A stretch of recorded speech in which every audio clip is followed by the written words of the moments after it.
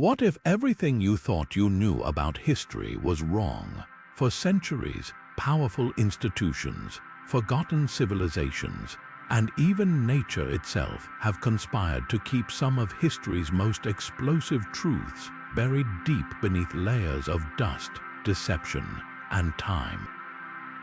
Picture a world where accepted narratives were carefully crafted shadows, hiding far more intricate and astonishing realities where what we believe is just the surface, concealing depths we're only beginning to explore.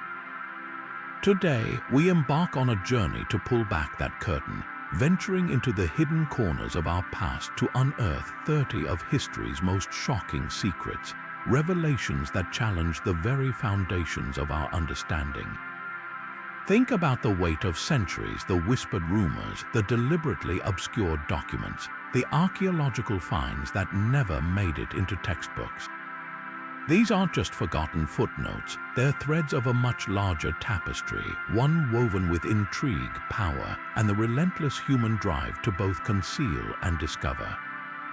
From ancient technologies that seem impossibly advanced to clandestine societies operating in the shadows of empires, from civilizations that vanished without a trace to events misunderstood or deliberately misrepresented for generations, each secret we uncover peels back another layer, inviting us to see history not as a static record, but as a living, breathing mystery waiting to be solved.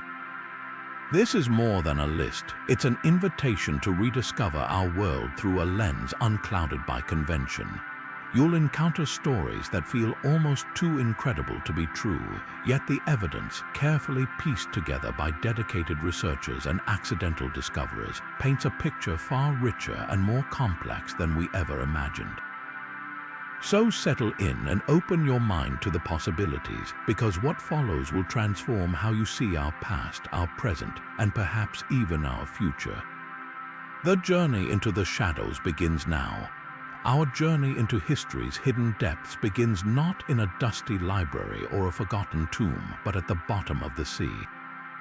In the year 1900, just off the coast of the Greek island of Antikythera, sponge divers made a stunning discovery: the wreck of a Roman cargo ship dating back to the 1st century BC. Among the statues and artifacts recovered was a lump of corroded bronze and wood that seemed entirely unremarkable. It was set aside, just another curious piece in a massive haul. For nearly 2 years, it sat in a museum storage room, its true nature completely unknown. Then, one day, it cracked open, and inside, researchers found something that would utterly shatter our understanding of ancient technology. This corroded lump, now known as the Antikythera Mechanism, is now recognized as the world's oldest known analog computer. It wasn't built with silicon chips or circuits, but with an incredibly sophisticated system of at least 30 precise bronze gears, all housed in a wooden case about the size of a large shoebox. Using a hand crank, the device would have come to life, its dials and pointers moving in a complex dance that mirrored the heavens themselves. It could predict the positions of the sun, the moon, and the 5 planets known to the ancient Greeks. It tracked the cycles of the Olympic Games and, most astonishingly, could forecast lunar and solar eclipses with remarkable accuracy. This wasn't just a calendar, it was a miniature mechanical model of the universe. The profound implications of this device cannot be overstated. Crafted around the 2nd century BC, its complexity is comparable to that of 18th century Swiss clockwork, meaning this level of precision engineering was lost for over a millennium.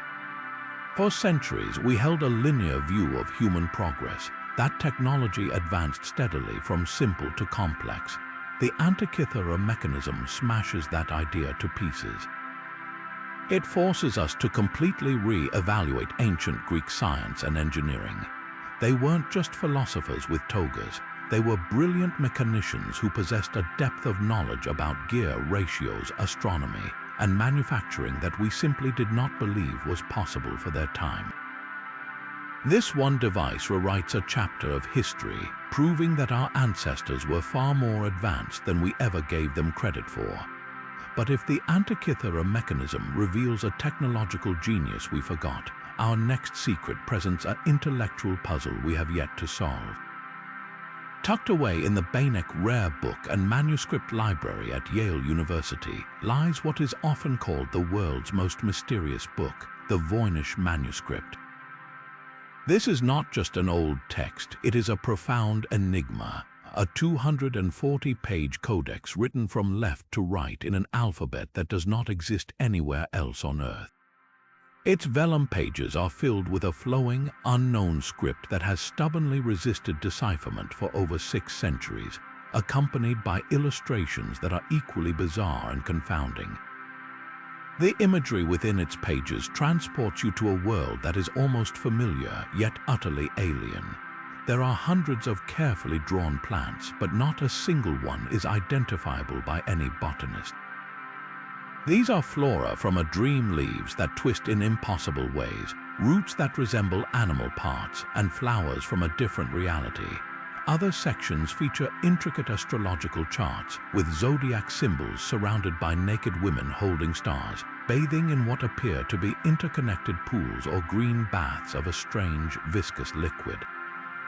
There are fold-out pages detailing complex cosmological diagrams with suns, moons, and unknown celestial bodies, suggesting a complete but incomprehensible understanding of the universe.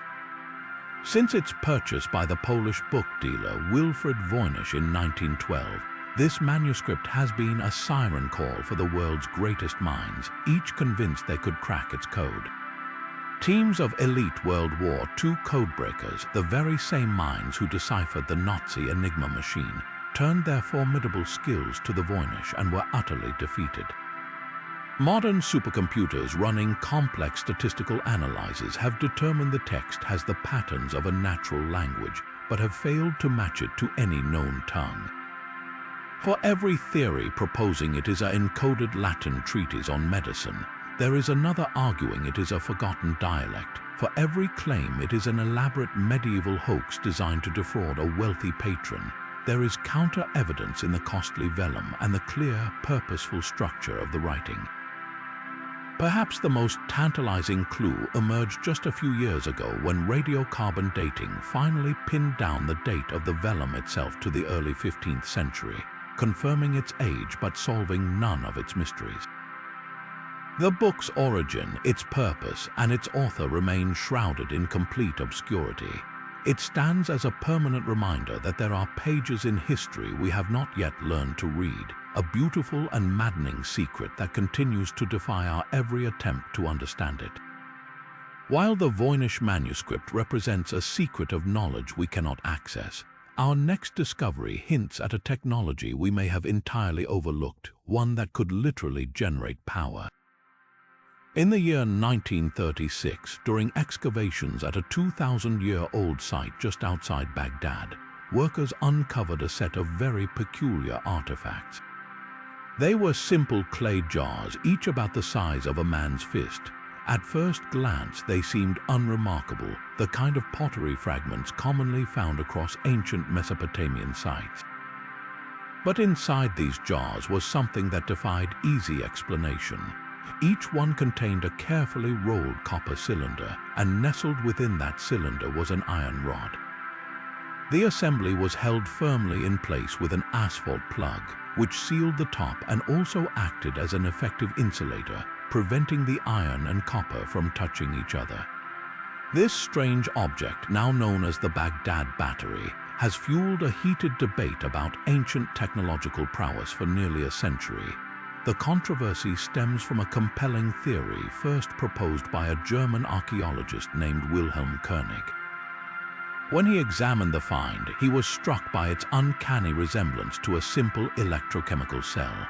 If the jar were to be filled with an acidic liquid, something commonly available in the ancient world like vinegar or fermented grape juice, the setup would create all the necessary components for a chemical reaction. The acidic liquid would act as an electrolyte, allowing electrons to flow from the iron rod to the copper cylinder. This flow of electrons is, by definition, an electric current. Modern experiments with precise replicas have confirmed that a jar configured this way can indeed produce a small but measurable voltage. somewhere between 0.8 and 2 volts. While that might not sound like much, it is strikingly similar to the output of a standard modern D-cell battery. So what could this current have been used for? The most widely accepted and practical theory points to electroplating. This is the process of using electricity to coat a common metal, like a simple iron ring, with a thin layer of a more precious metal, such as gold or silver. This would explain a long-standing mystery in archaeology: how ancient artisans, particularly from the Parthian period around 2,000 years ago, were able to create such incredibly fine and consistent gilded objects without any visible signs of soldering or heat application. The even microscopic layer of gold on some artifacts from that era is exactly what you would expect from an electroplating process, not from the more primitive method of mercury gilding which was known later. The idea that a civilization from this time could have possessed such knowledge is nothing short of revolutionary, suggesting an understanding of electrical principles more than a millennium before scientists like Galvani and Volta began their pioneering work in the 18th century. Of course, not everyone is convinced by this electrifying hypothesis. Skeptics offer a more mundane explanation, proposing that these jars were simply used for the safe storage of sacred scrolls. They argue that the iron rod and copper cylinder could have been a core for holding valuable parchment, protected from the elements by the asphalt seal. However, this explanation has its own weaknesses. The presence of the asphalt plug, which shows signs of corrosion from an acidic substance, and the fact that similar scroll storage containers from the same period look nothing like this, make the battery theory far more compelling to many researchers. The truth is, we may never know for certain. No wires or attached electroplated objects were found with the jars to provide definitive proof. But the existence of the Baghdad Battery forces us to confront a tantalizing possibility: that the spark of discovery can be lit, lost for centuries in the sands of time, and then found again, reminding us that history's greatest secrets are often hiding in plain sight. Leaving behind the enigmatic power of the Baghdad Battery, we now turn our attention to a different kind of ancient secret, one not hidden in a jar but drawn on parchment. In the year 1929, within the dusty confines of Istanbul's Topkapi Palace Library, a group of historians made a discovery so bizarre it seemed to defy the entire timeline of human exploration. They uncovered a map drawn on gazelle skin in 1513 by an Ottoman admiral and cartographer named Piri Reis. At first glance, it was a remarkable artifact of its time, showing the known world of the early 16th century. But a closer inspection revealed something impossible. The map didn't just show Europe and Africa, it depicted the eastern coast of South America with stunning accuracy. And far to the south, it showed a landmass that should not have been there. This was the coast of Antarctica, but according to established history, the frozen continent of Antarctica wasn't discovered until 1820, over 300 years after this map was drawn.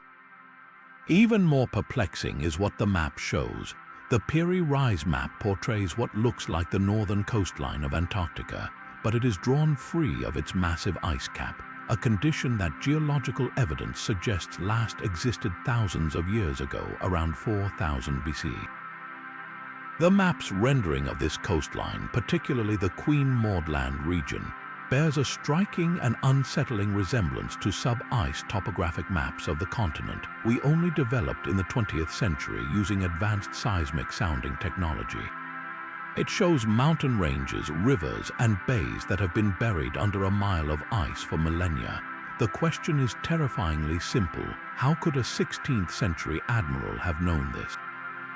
The map itself provides a tantalizing clue. In his own inscriptions, Admiral Piri Reis openly states that his work was not an original survey but a compilation. He wrote that he used about 20 source maps, some dating back to the time of Alexander the Great in the 4th century BCE, and even credited one to Christopher Columbus. This admission suggests he was piecing together knowledge from far older, now lost civilizations. The implication is that ancient mariners from a time before recorded history possessed the knowledge and technology to accurately map the entire globe, including a continent that would later vanish under the ice. The precision doesn't stop at Antarctica. The map's depiction of South America is not only accurate in its shape, but also in its longitudinal coordinates, a feat that European cartographers would not achieve for another 200 years. It correctly places the Andes Mountains and even hints at the existence of the Amazon River. Skeptics, of course, offer alternative explanations. Some argue that the southern landmass is simply a hypothetical Terra Australis, a theoretical continent that cartographers had speculated about for centuries, and that its resemblance to Antarctica is merely a lucky coincidence. Others suggest that the coast could be a distorted version of Patagonia, stretched and imagined to fit the edge of the known world. But these arguments struggle to account for the specific geographical features that align so well with our modern understanding of the subglacial coastline. The existence of the Piri Reis Map forces us to consider a radical revision of history. It points to the existence of a pre-classical, seafaring civilization with sophisticated astronomical and cartographic knowledge. A civilization whose records were lost but whose maps were copied and preserved by later cultures, only to surface centuries later as a ghostly reminder of a world we have forgotten. It is a secret not just drawn on parchment, but etched into the very bedrock of a frozen continent, waiting for the ice to reveal its truth. But if a single map can challenge our entire understanding of ancient exploration, what happens when an entire city simply vanishes from the face of the earth, only to be rediscovered millennia later? This brings us to the haunting story of Helike, a powerful and wealthy city-state in classical Greece that met a fate so sudden and so catastrophic it became the stuff of legend, eventually fading from history into myth. Located in Achaea on the Peloponnesian Peninsula, Helike was no backwater settlement. It was the leading city of the Achaean League, a major religious center dedicated to Poseidon, the god of the sea and earthquakes, and a vibrant hub of trade and culture. Its influence was so great that it even founded colonies in southern Italy. Yet, in a single winter night in 373 BCE, it was all erased. Ancient historians like Strabo and Diodorus Siculus left us vivid accounts of the city's terrifying end. For several days before the disaster, animals and insects were said to have fled the area, a classic sign we now recognize as seismic precursor activity. Then, on that fateful night, a massive earthquake struck. The ground shook violently, shattering buildings and monuments, but the horror did not end there. The quake was so powerful that it caused the entire coastal plain to liquefy, and the city's soil, turned to a fluid slurry, simply gave way. Immediately following the tremors, a gigantic tsunami wave, generated by the same seismic upheaval, rushed in from the Corinthian Gulf to complete the destruction. The towering wall of water swept over the ruins, and as the land subsided, Helike and every soul in it were dragged down beneath the waves, submerged into a newly formed lagoon. The city vanished without a trace, becoming a literal underwater grave. For centuries afterward, fishermen would tell stories of a submerged city beneath them, of a bronze statue of Poseidon that would snag their nets, a ghostly remnant of the glory that was lost. For nearly 2,000 years, Helike was considered little more than a cautionary tale from Greek mythology. Scholars debated its exact location, and many began to doubt it had ever existed at all outside of poetic allegory. That all changed in the late 1980s when two dedicated archaeologists, Dora Katsanopoulou and Stephen Soter, began a determined search for the real Helike. They didn't look in the water but on land. They reasoned that over centuries the coastline would have silted up, turning the ancient lagoon into a dry plain. Using sophisticated technology like ground-penetrating radar and studying historical accounts of the coastline's changes, they focused their excavations on a specific delta region. Their persistence paid off in a monumental way. In the year 2001, they made the discovery of a lifetime. Buried beneath layers of ancient lagoon deposits and hardened clay, they found the remains of the lost city. The excavations revealed a heartbreakingly vivid snapshot of sudden destruction. They uncovered the foundations of buildings, shattered pottery, and coins, all dating precisely to the 4th century BC. Most chillingly, they found a single bronze coin from 373 BC, the very year of the disaster, frozen in time. The layout of the ruins told a clear story. The walls of the structures were knocked over in the same direction, evidence of a massive, singular force like a powerful wave. The city had not been slowly abandoned or decayed. It had been killed in an instant, preserved in a geological tomb that protected it from looters and the elements for 24 centuries. The rediscovery of Helike is far more than just an incredible archaeological success story. It provides what many historians believe is the most compelling real-world inspiration for the greatest legend of a lost civilization, Atlantis. The story of Helike's destruction would have been a recent, terrifying event for the philosopher Plato, who wrote his dialogues about Atlantis just a few decades later. The parallels are striking. Both were powerful, sophisticated cities that angered the gods. Both were punished for their hubris and were swallowed by the sea in a single day and night of catastrophic earthquakes and floods. Plato's description of Atlantis sinking beneath the waves mirrors almost exactly the fate of Helike. While Atlantis was likely a composite myth, the tangible, physical evidence of Helike's discovery gives us a powerful glimpse into the kind of real-world event that could have sparked such an enduring and powerful story. It stands as a stark reminder that even the greatest cities are no match for the immense forces of nature, and that sometimes the most fantastic legends are born from terrifying truths. Yet as one civilization was being reclaimed from the sea, another was being unearthed from one of the most inhospitable deserts on Earth, revealing a secret that would rewrite the early history of an entire continent. Far to the east, in the vast, unforgiving expanse of China's Taklamakan Desert, archaeologists made a discovery so unexpected it seemed to defy all logic. Starting in the 1980s, excavations around the Tarim Basin began to uncover human remains. But these were not ordinary skeletons. The arid, salty sand of the desert had acted as a perfect preservative, creating mummies in a state of breathtaking preservation.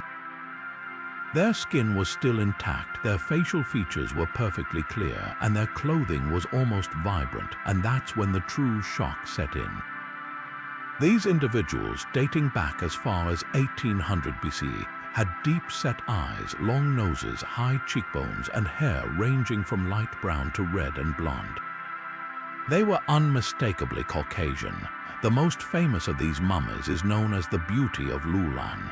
She lived around 1800 BC and was buried wearing a simple woolen cap and practical goatskin boots. Her features so perfectly preserved you can still see the faint freckles across her skin. Then there is the Churchan Man, an imposing figure who stood over 6 feet tall, buried 3,500 years ago with 10 hats and a deep red tunic. Perhaps the most poignant discovery was a burial site containing a family, a father, a mother, and their infant son, all with striking European features, wrapped in beautifully woven woolen blankets. They were buried with baskets of food for their journey to the afterlife, a heartbreakingly human detail that connects us directly to their world, but it was their clothing that provided another layer of astonishment. Some of the mummies were dressed in finely woven tunics, leggings, and even skirts made of plaid wool, a pattern we so deeply associate with Celtic cultures of Western Europe that it feels utterly surreal to find it in the heart of Asia 2,000 years before the time of Christ. For decades, the historical narrative held that the Xinjiang region was exclusively inhabited by peoples of East Asian descent until much later in history. The presence of these clearly Western Eurasian people, perfectly preserved for 4,000 years, completely shatters that timeline. It forces a monumental question. What were tall, red-haired weavers wearing classic Celtic patterns doing in the western deserts of China 1,000 years before the Silk Road was even established? The answer, it seems, lies in their very DNA. Extensive genetic testing conducted on the mummies has confirmed their origins. Their genetic markers are not East Asian. They are firmly linked to ancient populations from the Black Sea region, Siberia, and Eastern Europe. They are the descendants of a vast, early migration of pastoral herders from the West who traveled incredibly long distances, bringing their flocks, their weaving skills, and their distinct physical traits into what is now China. This discovery fundamentally alters our understanding of ancient globalization. We are often taught that the ancient world was a collection of isolated civilizations with only limited and much later contact between East and West. The Tarim Mummies prove that long-distance movement and cultural exchange were happening on a staggering scale millennia earlier than we ever imagined. These were not just random wanderers, they established a sophisticated culture in one of the world's harshest environments, developing unique agricultural techniques to harness the scarce water from mountain runoffs and creating a vibrant society at the crossroads of worlds. Their existence suggests that the exchange of ideas, technologies, and genes between the East and the West was not a product of the Silk Trade, but rather its precursor. The Silk Road itself may simply be the most famous chapter in a story of transcontinental connection that began thousands of years earlier with these intrepid Bronze Age pioneers. They stand as silent, majestic testament to a lost chapter of human history, a secret kept by the desert sands until now, revealing that the threads connecting humanity are far older and more intricate than we ever dreamed. Yet as the silent testimony of the Tarim Mummies reconnects us with lost migrations, another ancient wonder challenges us not with who made it, but why. Far to the west, in the arid plains of southern Peru, lies one of archaeology's most enduring visual puzzles, the Nazca Lines. Scratched into the dark, stony surface of the desert floor is a vast gallery of artwork so immense it can only be truly appreciated from the sky. These are not simple scratches, they are precise geoglyphs, massive designs created by the ancient Nazca people between 500 BC and 500 CE by removing the reddish-brown iron oxide-coated pebbles that cover the land, revealing the lighter-colored earth beneath. This process created stark, contrasting lines that have been preserved for over 2 millennia by the region's unique climate, one of the driest on Earth, with almost no rain or wind to erode them. The scale and variety of these creations is utterly breathtaking. The desert canvas features over 800 straight lines, some running perfectly straight for miles across the landscape, cutting through valleys and disappearing over hills without deviating. There are 300 geometric shapes, including enormous triangles, trapezoids, and spirals that seem to stretch toward the horizon. But the most famous and captivating figures are the over 70 biomorphic designs, giant depictions of animals and plants. Here you will find a 120-foot-long hummingbird, its beak perfectly elongated, a massive monkey with an intricately coiled tail, a colossal spider, a pelican, a whale, and even a startlingly humanoid figure often called the astronaut. Each one is rendered with a graceful, single-line technique, as if drawn by a giant's hand. The precision is staggering, especially when you consider their creators would never have seen their work from the only vantage point that makes sense to us, the air. This central mystery has fueled intense debate and speculation for decades. Why would a culture invest such enormous effort into creating art they could never fully see? The most widely accepted theory, proposed by the pioneering researcher Maria Reich, suggests the lines formed a giant astronomical calendar. She dedicated her life to studying them and believed they aligned with key celestial events, such as the solstices and the rising of certain stars and constellations. These alignments could have been used to mark important dates for planting crops or holding religious ceremonies, turning the desert into a vast observatory connected to the heavens. Another compelling theory posits that the lines were sacred pathways, walked by priests during elaborate rituals.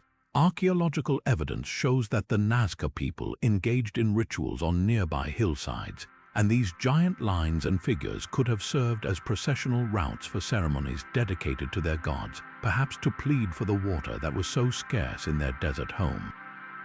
This need for water leads to another fascinating interpretation. Some researchers believe the lines were part of a massive offering to deities they believed controlled the weather. The animal figures, particularly the hummingbird and the monkey, are associated with rain and water in Andean mythology. By creating these immense offerings on the ground, the Nazca may have been appealing to gods they believed could see them from their realm in the sky. This idea that the designs were meant for a divine audience is a powerful one, explaining why their physical form was less important than their spiritual symbolism. Then, of course, there are the more speculative ancient astronaut theories. Popularized in the 1960s, these ideas suggest the lines could be landing strips or navigation markers for extraterrestrial visitors, with the astronaut figure serving as proof. While this theory captures the public imagination, mainstream archaeology dismisses it, pointing out the complete lack of physical evidence and the fact that the lines are easily explained by simple tools and surveying techniques the Nazca possessed. And that is perhaps the most remarkable part of the story, how they were made. The Nazca did not need alien technology, they were master surveyors and engineers. Using simple tools like wooden stakes and ropes, they could have plotted out these enormous designs with mathematical precision through careful planning and scaling up from smaller models. The straight lines could have been created by aligning stakes along a calculated course, while the curves of the animal figures were likely achieved by increasing the number of stakes to create a smooth, connected path. The endurance of these lines is a testament not to otherworldly help, but to human ingenuity and a deep, enduring desire to leave a mark on the world that would last for centuries. They stand as a profound message from the past, a secret written on the landscape that continues to ask us to look at our world from a different perspective. But if the Nazca lines represent a mystery of purpose, our next secret introduces us to a mystery of origin so strange it feels like it was pulled directly from the pages of a fairy tale. Journey with us now to 12th century England, to the small village of Woolpit in the county of Suffolk. The harvest was underway when, according to the chronicles of two respected historians of the time, Ralph of Coggeshall and William of Newburgh, something utterly inexplicable occurred. Villagers working in the fields near the ancient wolf pits that gave the village its name stumbled upon two terrified children, but these were no ordinary lost youngsters. Their skin was a distinct, startling shade of green, a hue no one had ever seen on a human being. They were huddled together, frightened and confused, and they were dressed in clothing made from an unfamiliar, strangely textured fabric. And when the villagers approached trying to offer comfort, they were met with a language unlike any they had ever heard, a series of sounds that were completely unintelligible. The villagers, a mixture of fear and compassion, brought the strange children back to the home of the local landowner, Sir Richard de Calney. The children refused all offers of food for several days, despite their obvious hunger and distress. Then someone brought in a freshly harvested bunch of raw bean stalks. The children's eyes lit up. They gestured frantically, not at the beans themselves, but at the hollow stalks. They did not know how to open the beans to get to the food inside. They were only interested in the stalks. They were eventually taught to eat bread and other common foods, and as they began to nourish themselves properly, their striking green complexion slowly faded to a more normal, healthy color. Tragically, the boy, who was always described as sickly and depressed, eventually succumbed to illness and passed away. His sister, however, grew stronger. She learned English, was baptized into the Christian faith, and was eventually employed as a servant in Sir Richard's household. She was described as being rather loose and impudent in her conduct, but otherwise entirely normal. Once she was able to communicate, the villagers of course demanded to know where she and her brother had come from. Her story was as baffling as her appearance. She said they came from a place called the Land of St. Martin, a twilight realm where the sun never rose properly and the light was forever perpetual, like the dim glow just before dawn or after dusk. She described a world of constant gloom where all the people shared their green skin color and lived in a vast underground cavern. She recalled that one day, she and her brother were tending their father's flocks when they heard a loud, overwhelming noise like the ringing of bells. They were drawn to the sound, found themselves entering a cavern, and were suddenly transported by the noise to the field in Woolpit where the villagers found them. She expressed no particular longing to return to her shadowy homeland and eventually married a man from the nearby town of King's Lynn, seemingly assimilating completely into English society. This account, recorded by serious medieval chroniclers, has perplexed historians and folklorists for centuries. The most grounded theory suggests the children were Flemish immigrants. During this period, King Henry II had indeed encouraged Flemish weavers to settle in England, but they faced intense persecution and violent riots from the local English population. Woolpit was near the area where these conflicts occurred. It's possible the children were orphans who fled into the dense, forested countryside known as Thetford Forest after their parents were killed. Lost, starving, and suffering from hypochloremia, a form of anemia caused by extreme malnutrition that can give the skin a distinct greenish pallor, they would have been terrified and unable to communicate. Their strange green hue would have faded as their diet improved. Their description of a twilight land could be a child's memory of the deep, dark forest where they were lost, and the loud bells could have been those from the nearby Bury St.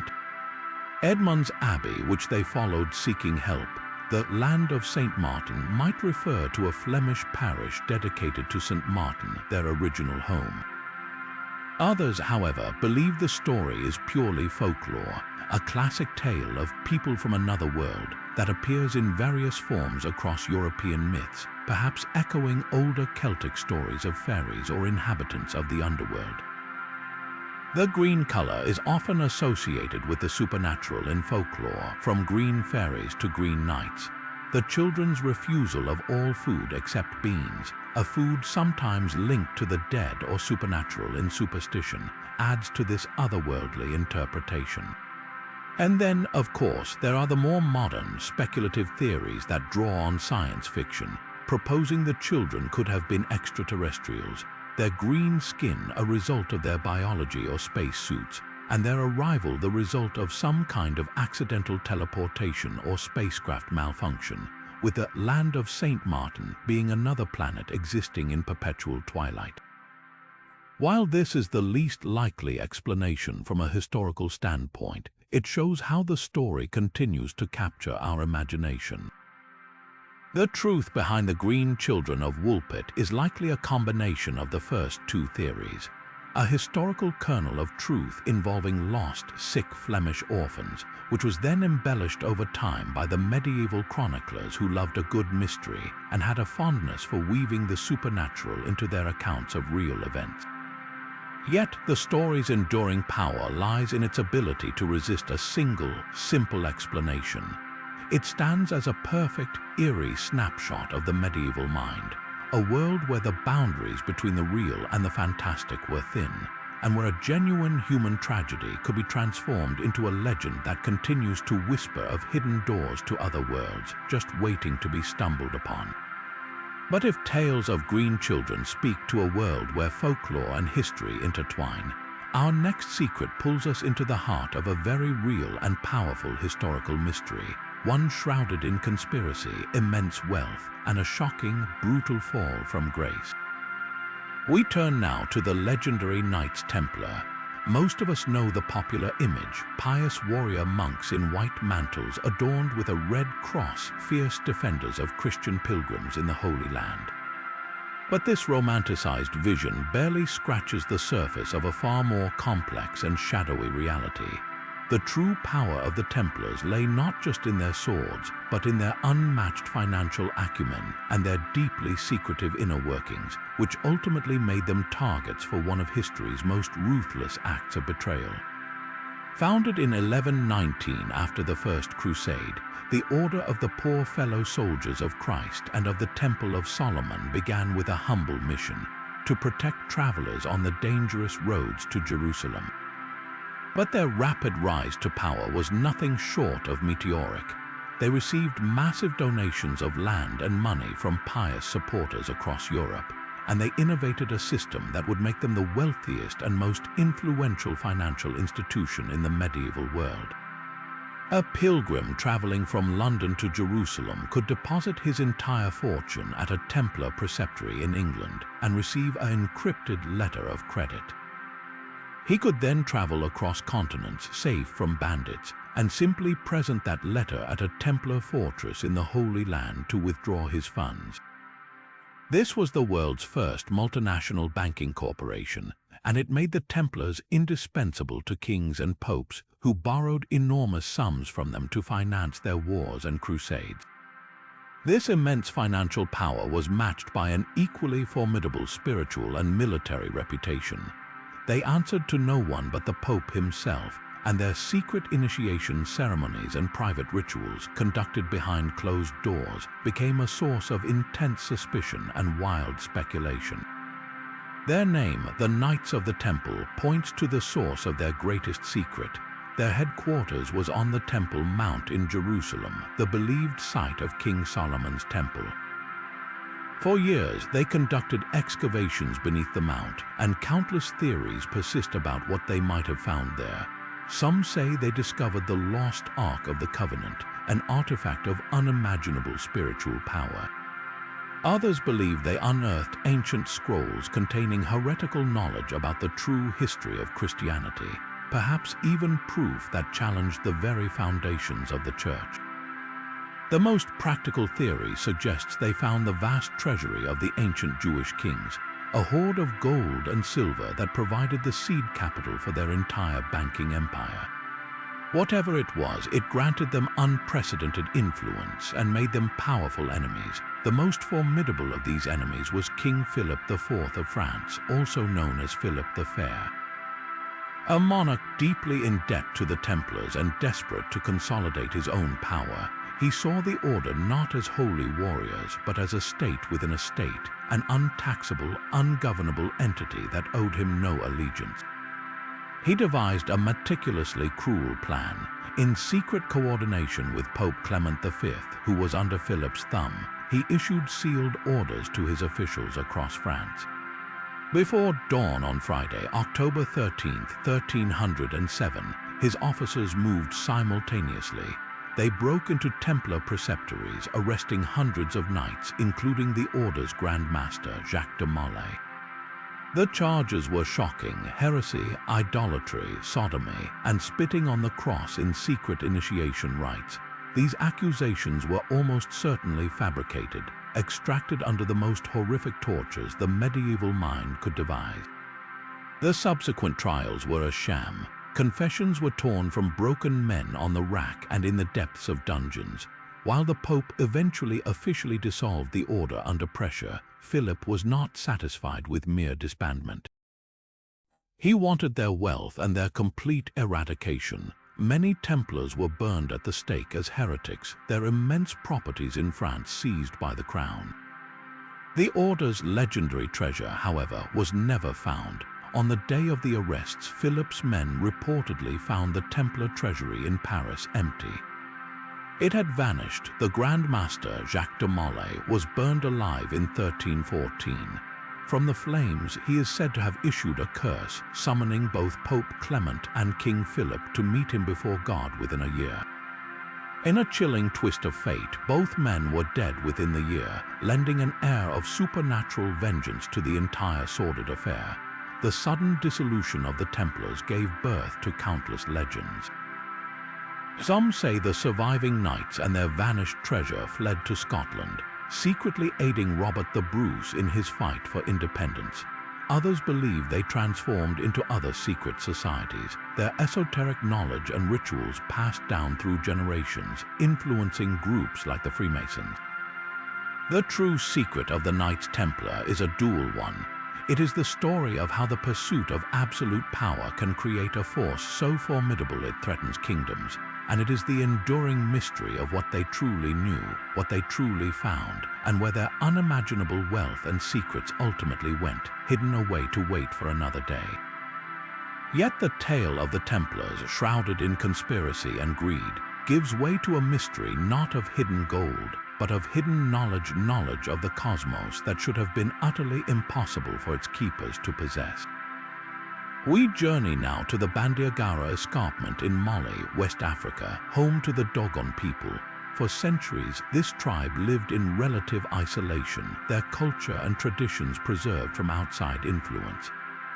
It was here, in the 1930s, that French anthropologists Marcel Grioul and Germain Dieterlen made a discovery that would send shockwaves through the scientific community. They spent years living with the Dogon, earning their trust, and were eventually initiated into the tribe's most sacred spiritual secrets. What they learned was nothing short of astounding. The Dogon elders described with precise and intricate detail the celestial mechanics of the Sirius star system. To the naked eye, Sirius is a single, brilliant point of light, the brightest star in our night sky. But the Dogon knew better. They called Sirius Sigi Tolo, and they explained that it was not alone. They spoke of a tiny, incredibly dense, and immensely heavy companion star that orbited Sirius in an elliptical 50-year cycle. They called this star Po Tolo. Tolo means star, and Po refers to a tiny grain of cereal, specifically the smallest known seed to the Dogon, the fonio grain. This was a perfect description for a white dwarf star, a celestial object so dense that a teaspoon of its matter would weigh many tons. They knew its orbital period, they knew its shape was elliptical rather than circular, and they even knew it rotated on its own axis. This companion, Sirius B, was not confirmed by Western astronomers until 1862 with a powerful telescope, and its incredible density wasn't fully understood until the early 20th century. The Dogon knowledge didn't stop there. Their astronomical understanding was woven into the very fabric of their culture. They have a Sigwi ceremony, a massive celebration that is held only once every 60 years, a number that closely aligns with the 50-year orbital period of Sirius B. Their intricate sand drawings and ceremonial masks depict the Sirius system with an accuracy that is baffling. One of their most important masks, worn during the Sigwi ceremony, is said to represent the universe and is covered with 360 lines of radiance, a number that corresponds to the number of days in the Dogon calendar and hints at a sophisticated understanding of mathematics and celestial cycles. They even spoke of a third, much larger star in the system, which they called Emya, or Son of Women, a star that has yet to be officially confirmed by modern astronomy, but which some astrophysicists now speculate could exist based on gravitational perturbations in the system. The question of how the Dogon came by this knowledge is one of the most fiercely debated topics in anthropology and alternative history. The most extraordinary theory posits that this information was given to them by visitors from another world. Dogon mythology speaks of the Nomos, amphibious, fish-like beings who came from the sky in a spinning vessel that landed with a great noise and wind. The Dogon described the Nomos as teachers who came from the Sirius system itself, providing them with this advanced astronomical knowledge as well as the foundations of their social and spiritual order. This ancient astronaut hypothesis suggests that contact with an advanced extraterrestrial civilization is the only way to explain such precise information being held by an otherwise technologically simple society. Skeptics, however, offer a far more terrestrial explanation: cultural contamination. The initial fieldwork by Grioul and Dieterlen took place in the 1930s, by which time Sirius B was well known in Western astronomy. European missionaries, explorers, and soldiers had been present in the region for decades prior. It is entirely possible that this astronomical fact was communicated to the Dogon by an outside source, perhaps even Grioul himself, and was then incorporated into their mythology, presented to the anthropologist as an ancient secret. Proponents of the ancient knowledge theory counter this by pointing out that the Dogon descriptions are deeply embedded in rituals and artifacts that appear to be centuries old, and that Grayul's colleagues reported similar knowledge from other, more remote Dogon villages that had far less contact with the outside world. A third fascinating possibility is that the Dogon, or a civilization they descended from, made these discoveries themselves through independent, millennia-long observation. Could ancient stargazers with no telescopes but with incredible patience and dedication have detected the subtle wobble in Sirius's position caused by the gravitational tug of its invisible companion? It seems nearly impossible, but not entirely out of the question for a culture that dedicated generations to studying the night sky. The debate remains unresolved, a captivating standoff between the romantic idea of lost ancient wisdom or otherworldly contact and the pragmatic explanation of modern influence. The Dogon mystery forces us to confront the limits of our own understanding and to acknowledge that the path of human knowledge is not always a straight line, but a complex web with threads that sometimes lead to stars we have only just begun to see. But our journey into the realm of the inexplicable now takes us to the most iconic ancient structure on Earth, a monument so familiar we often forget how utterly bewildering it truly is, the Great Pyramid of Giza. For centuries, we've been told it was a simple, if grandiose, tomb for the pharaoh Khufu, but the more we learn, the less sense that explanation makes. This isn't just a pile of rocks, it is a mountain of precision engineering, a silent stone library of advanced knowledge that continues to reveal secrets we are only now beginning to decipher with 21st century technology. Let's start with its breathtaking orientation. The Great Pyramid is aligned to the cardinal directions with an accuracy that is frankly unnerving. Its base is almost a perfect square, with its four sides lining up to true north, south, east, and west with a margin of error of just 3/60ths of a single degree. To put that into perspective, this is a level of precision that would be challenging to achieve today, even with our advanced laser theodolites and satellite GPS systems. The ancient builders accomplished this over 4,500 years ago, likely by carefully tracking the stars, but the method they used to translate that celestial observation into such a perfectly aligned, multi-million stone foundation on the ground remains one of history's greatest silent mysteries. Then there is the mathematics encoded within its very dimensions. The ratio of the pyramid's perimeter to its height is 2 pi. This means that if you take the height of the pyramid and multiply it by 2 times pi, you get the length of its base perimeter. This is not a coincidence. It is a deliberate architectural choice, meaning the builders of the pyramid had a working understanding of this fundamental mathematical constant millennia before it was supposedly discovered by Greek mathematicians. Furthermore, the dimensions and proportions throughout the structure repeatedly hint at the golden ratio, a number often found in natural patterns and considered the key to aesthetically perfect design. This suggests the pyramid was not merely built, but it was engineered to precise and sacred mathematical specifications. For generations, we thought we understood its internal structure, a few passageways leading to the king's and queen's chambers.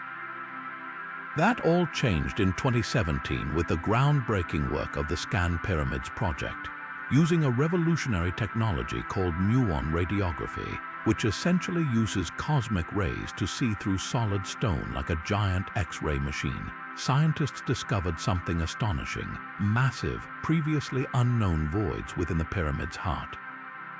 The largest of these, dubbed the Big Void, is a cavernous space located directly above the Grand Gallery, measuring at least 100 feet long. Its purpose, its exact dimensions, and what, if anything, it contains remain completely unknown. It is a humbling reminder that the largest monument on our planet still holds physical secrets we have not yet been able to reach.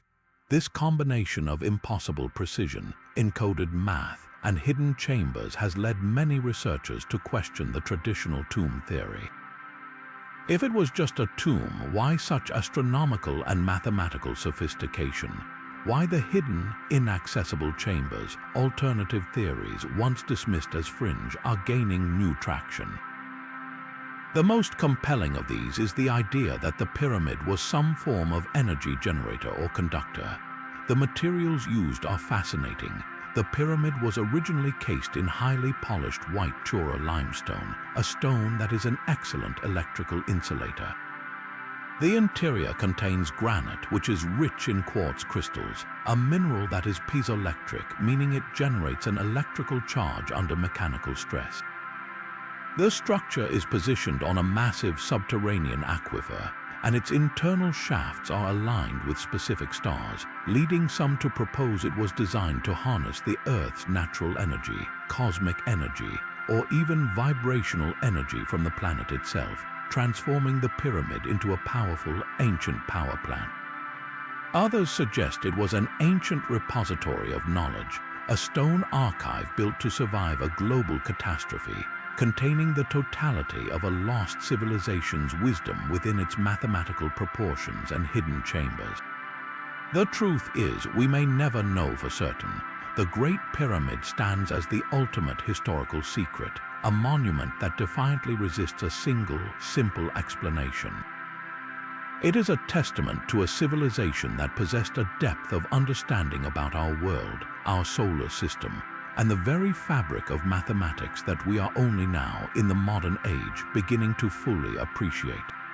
It silently challenges our timeline of human progress, asking us to consider that perhaps our ancestors were not primitive, but profoundly advanced in ways we have yet to comprehend. Leaving behind the monumental scale of the Great Pyramid, we now focus on an object small enough to hold in your hand, yet one that carries a paradox just as massive. It was the summer of 1936, and a couple were taking a leisurely stroll along the banks of Red Creek near the town of London, Texas. As they walked, they noticed a curious piece of rock that had tumbled down from an outcrop above. It was odd-looking, with what appeared to be a piece of wood protruding from it. Thinking it might be interesting, they took the rock home. Years later, in 1947, their son finally decided to crack it open. Inside, he didn't find a fossil. He found a perfectly formed, completely modern-looking hammer. This is the London Hammer, an artifact that has become a cornerstone of the out-of-place artifacts debate. The hammer itself is about 6 inches long, with a clearly defined wooden handle that is partially petrified and a hammerhead made of an unusual type of iron. It's the kind of tool you might find in a 19th century blacksmith shop. The mind-bending part is the rock that encased it. Geologists who have studied the concretion, a hard, mineralized nodule that forms around an object over time, have dated the rock itself to the Ordovician period, a staggering 400 million years old. If this dating is correct, it would mean this modern tool was deposited and encased in rock a full 400 million years before humans, or even dinosaurs, ever walked the Earth. The implications are enough to make your head spin, completely upending our entire understanding of geological and human history. The analysis of the hammer only deepens the mystery. The wooden handle is indeed partially fossilized, a process that requires a significant amount of time. More shockingly, spectroscopic analysis of the metal head revealed something unexpected. The iron is of a very pure quality, with a surprising lack of sulfur and other impurities that are typical of modern, industrially produced steel. This unusual metallurgical composition suggests it was forged using a technique that is not entirely understood, adding another layer of intrigue to its origin. The concretion itself is made of a mineral called limonite, which forms through a long, slow process of mineral precipitation, effectively creating a time capsule around whatever object is trapped inside. The scientific community is, unsurprisingly, deeply divided on how to interpret this bizarre find. Mainstream geologists offer a more conventional explanation, one that doesn't require rewriting every textbook. They argue that the hammer is not nearly as ancient as the rock that surrounds it. Their theory posits that the hammer is a more recent tool, perhaps from the 19th century, that was lost or discarded. Over time, mineral-rich waters percolating through the rock formation dissolved the surrounding limestone. These waters then deposited new minerals, primarily limonite, which formed a hard, nodular concretion around the hammer in a relatively short geological time frame, perhaps a few centuries, not millions of years. They point out that concretions can form surprisingly quickly under the right chemical conditions, and that the dating of the surrounding rock formation does not automatically date every object found within it. On the other side of the debate, creationists and proponents of alternative history point to the London Hammer as tangible, physical proof that our established geological timelines are fundamentally flawed. They argue that the concretion process, especially one that leads to the partial petrification of the wooden handle, could not have happened in a mere few hundred years. For them, the hammer is a relic from a pre-flood civilization, a lost advanced human society that existed millions of years before we thought possible, whose tools occasionally work their way to the surface to challenge our narrow view of the past. It represents the ultimate gotcha moment against conventional science. The hammer now resides on display at the Creation Evidence Museum in Glen Rose, Texas, a testament to the enduring power of a single, unexplained object to ignite fierce debate. Whether it is a fascinating geological anomaly or a genuine historical paradox, the London Hammer serves as a powerful reminder that the Earth has a way of preserving its secrets in the most unexpected ways, and that sometimes the smallest discoveries can deliver the biggest shocks to our understanding of time itself. Yet the mystery of a modern hammer encased in ancient stone presents a puzzle of time itself, but our next secret involves a disappearance so vast it spans an entire continent and bridges two of the greatest empires of the ancient world. We travel back to the year 53 BC to the scorching, sun-baked plains of Carrhae in what is now modern-day Turkey. Here, the wealthiest man in Rome, the triumvir Marcus Licinius Crassus, met a catastrophic end. Hungry for military glory to match his partners Pompey and Julius Caesar, Crassus led a massive Roman force of over 40,000 men, including 7 legions, deep into Parthian territory. It was a venture fueled by hubris and greed, and it ended in a slaughter. The Parthians, masters of horse archery, employed a brutal strategy of feigned retreats, unleashing a relentless storm of arrows upon the tightly packed Roman formations. Crassus was killed, and his army was utterly annihilated. Of the proud legions, some were killed, and around 10,000 were taken as prisoners of war. Then, according to Roman records, they simply vanished from history. The fate of these 10,000 men has been one of history's most enduring cold cases. The common assumption was that they were marched into the harsh deserts of Parthia to be used as slaves, worked to death in mines or on remote fortifications, their Roman identity slowly erased over generations.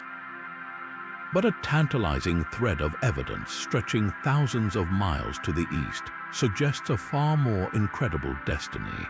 In ancient Chinese records from the Han Dynasty, particularly those chronicling the western frontier, there is a bizarre and persistent account. The historians mention a strange town called Lycian, located near the Gobi Desert, and they describe its unusual defenders. These were mercenaries who fought for the Xiongnu Confederation, a nomadic people often at war with China. What made these soldiers so remarkable was their highly unusual military tactic. They fought in a tight, interlocking infantry formation, using large shields to create a protective wall, a tactic the Chinese scribes described as resembling fish scales. This is a strikingly accurate description of the Roman testudo, or tortoise formation, a signature battlefield maneuver that was a hallmark of Roman legionary tactics and virtually unknown anywhere else in the world. The parallels don't end with their fighting style. The Chinese accounts also note the unusual physical appearance of these warriors from Lycian. They are described as having deep-set eyes, prominent noses, and light-colored hair, features that would have been highly uncommon among the local Asian populations but perfectly match the description of Roman soldiers from the Mediterranean. The timeline fits as well. The first mentions of these unique fighters in the Chinese records begin to appear in the decades following the Battle of Piri, providing just enough time for a large group of prisoners to be moved across the continents. The hypothetical route is a journey of epic, almost unimaginable scale. Historians and archaeologists speculate that the captured Romans would have been marched east by their Parthian captors, likely used as border guards on the far eastern edges of the empire. From there, they could have been traded or conscripted by other nomadic groups, slowly moving along the Silk Road networks that were just beginning to form, eventually being offered as skilled mercenaries to the Qiongnu on the very borders of Han China. This incredible theory moved from the pages of history into the realm of genetic science in the early 2000s. The modern Chinese village of Zhalazhai, which many believe is the site of ancient Lycaon, became the focus of intense study. Intrigued by the legends, researchers from Lanzhou University conducted DNA tests on the residents of the village. The results were startling. A significant portion of the population indeed possessed genetic markers that are overwhelmingly common in Western Europe and the Mediterranean, yet are extremely rare among their Han Chinese neighbors. These villagers, with their sometimes lighter hair, green or blue eyes, and distinctly non-Asian features, seem to be living proof of an ancient intermingling. While critics rightly point out that this European DNA could have been introduced by much later travelers along the Silk Road, the unique concentration in this one specific village, coupled with the ancient historical accounts, makes the Lost Legion theory extraordinarily compelling. It suggests that a fragment of Rome, a band of survivors from one of its worst defeats, may have carved out a new life on the opposite side of the known world, their legacy living on not in stone but in blood. Deep in the heart of China, on the remote and rugged margins of the Kadam Basin in Qinghai Province, lies a mountain that holds a secret which continues to baffle geologists, historians, and explorers alike. This is Mount Bagong, and it is home to one of the world's most perplexing archaeological anomalies, the Bagong Pipes.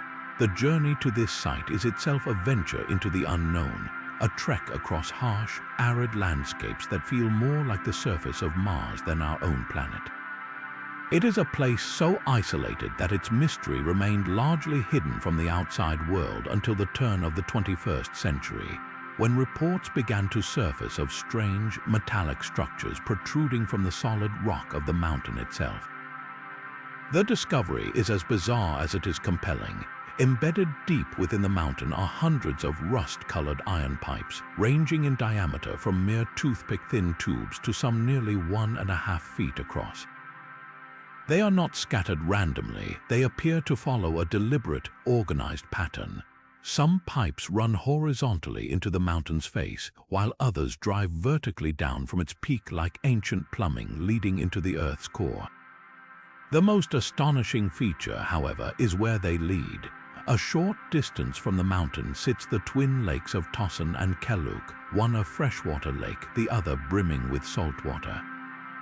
And from the heart of Mount Bagong, several of these large pipes descend directly toward the saltwater lake shore, opening up onto the beach in a manner that irresistibly suggests a purpose, perhaps as some kind of ancient hydraulic system or industrial intake. The composition of the pipes is uniformly metallic, primarily iron oxide, but with a significant percentage of silicon dioxide and calcium oxide. They are heavily rusted, a clear sign of immense age, yet they retain their tubular form. What truly defies explanation is their context. In 2001, samples were sent to a smelter in Beijing for analysis. The results were shocking. The pipes were found to be about 30% ferric oxide, meaning they are indeed man-made metal pipes, and they were dated to a period roughly 150,000 years ago. This date is the root of the entire controversy. According to mainstream archaeology, the earliest known human smelting of metal occurred around 5,000 to 6,000 years ago. The idea that any culture, no matter how advanced, was manufacturing and installing intricate iron pipe systems 150 millennia in the past is a proposition that shatters every conventional timeline of human technological development. Naturally, such an extraordinary claim demands extraordinary evidence and has prompted a fierce search for a more conventional explanation. The primary scientific theory proposed to demystify the pipes is that they are not pipes at all, but incredibly rare and fascinating geological formations known as iron oxide concretions.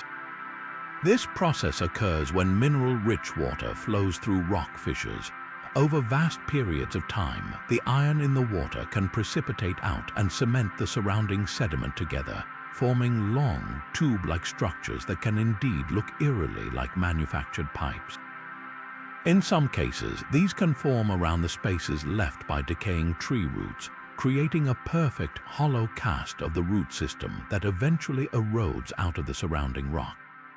Proponents of this theory argue that the symmetry and placement are simply a remarkable coincidence of nature, a fractal pattern that our human brains are hardwired to interpret as deliberate design. However, those who have studied the site on the ground point to details that the natural formation theory struggles to explain. The pipes are not just simple, straight lines. Some are arranged in complex, angular patterns that branch off at specific points. Furthermore, the idea of fossilized tree roots is complicated by the location. The area around Mount Baghdad is notoriously arid and has been for millions of years, an environment not typically conducive to the massive forests that would be required to create such an extensive network of large root casts. Most compellingly, initial reports from the Beijing smelter claimed that the pipes showed evidence of artificial smelting, with some samples even containing what appeared to be purposefully added silicon, which would have strengthened the iron, a technique far beyond any natural chemical process. This leaves us standing before Mount Baghdad, faced with two radically different realities. In one, we are looking at a miraculous geological fluke, a one-in-a-billion example of how nature can mimic the appearance of human industry with stunning accuracy. In the other, we are witnessing the crumbling remains of a vastly advanced prehistoric civilization, a culture that mastered metallurgy and engineering at a time when our own ancestors were only just beginning to migrate out of Africa. Whether a natural wonder or the ultimate out-of-place artifact, the Baghdad pipes stand as a silent, rusting monument to the enduring mystery of our planet's deep past, a tangled web of metal and stone that refuses to give up its secrets. But after considering the possibility of ancient ironwork in China, we arrive at a secret not forged in metal, but woven into the very fabric of the English language. We have all heard the name William Shakespeare, the Bard of Avon, celebrated as the greatest playwright in the English language. His works are pillars of Western culture, studied in classrooms and performed on stages across the globe. Yet, for over 2 centuries, a shadow of doubt has lingered over this iconic figure, giving rise to one of literature's most enduring mysteries.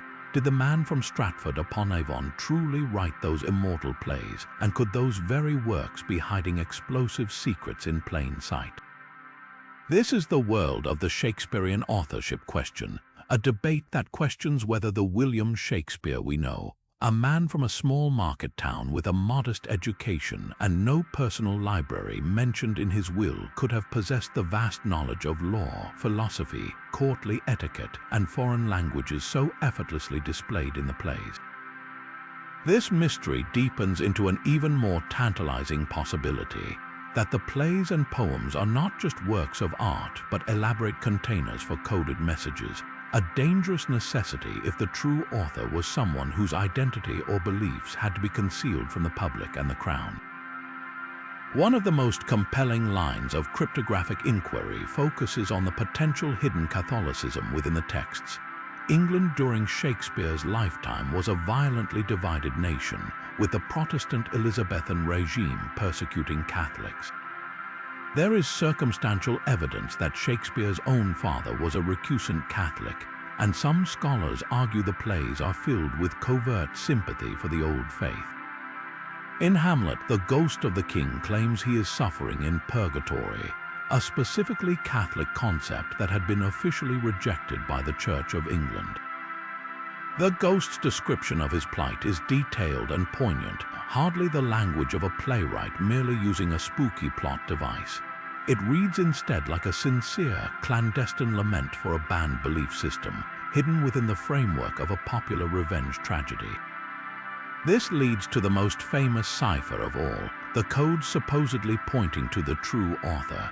Proponents of the Earl of Oxford theory, who argue that Edward de Vere was the real genius behind the name, find evidence in the dedication page of Shakespeare's sonnets.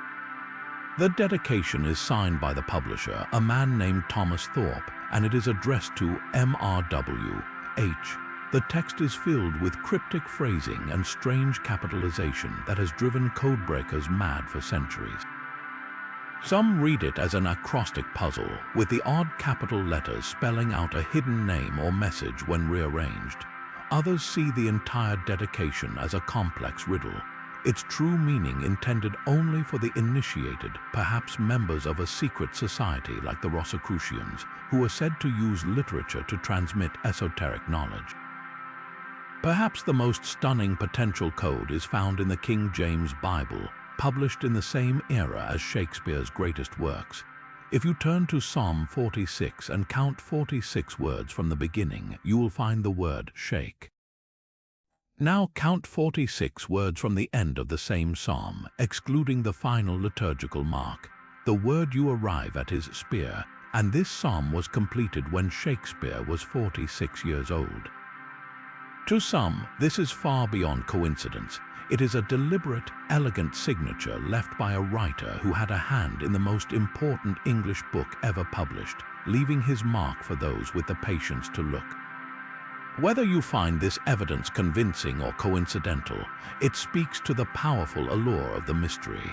The idea that the greatest writer in the language might have been a hidden figure, communicating truths too dangerous to state openly, transforms every line of iambic pentameter into a potential clue, inviting us to look deeper and listen more closely to the echoes hidden within the verse.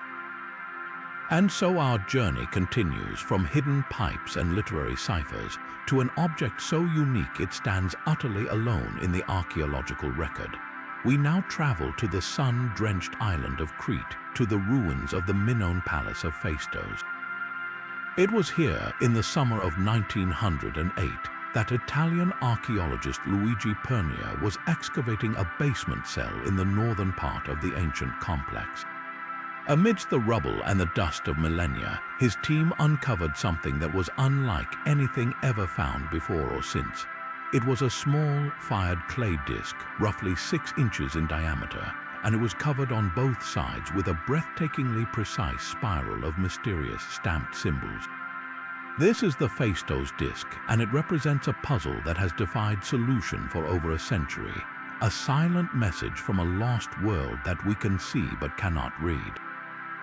The physical object itself is a masterpiece of ancient craftsmanship.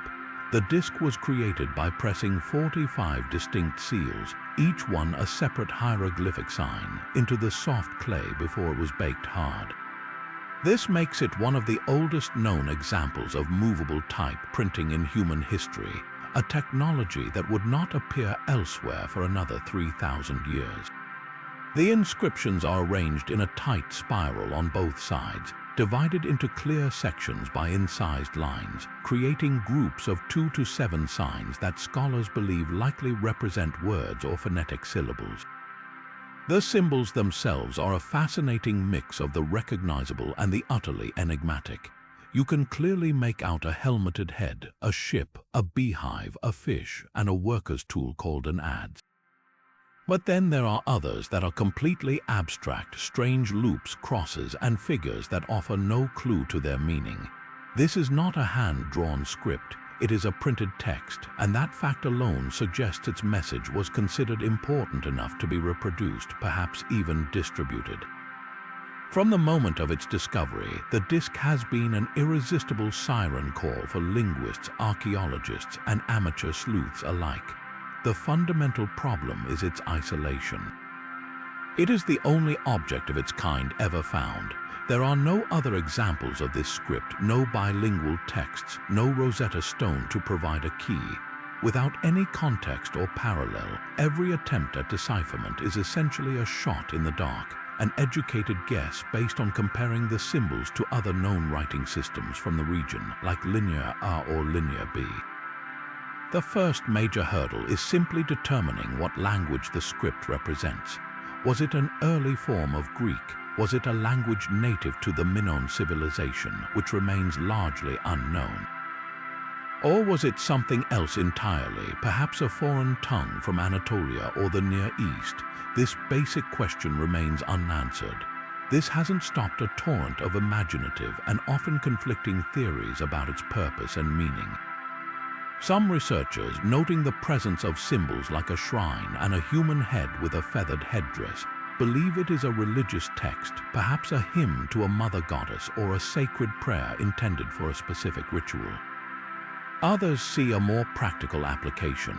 The repetition of certain sign groups has led some to propose it is a legal document, maybe a list of mercenaries or a treaty between two powers.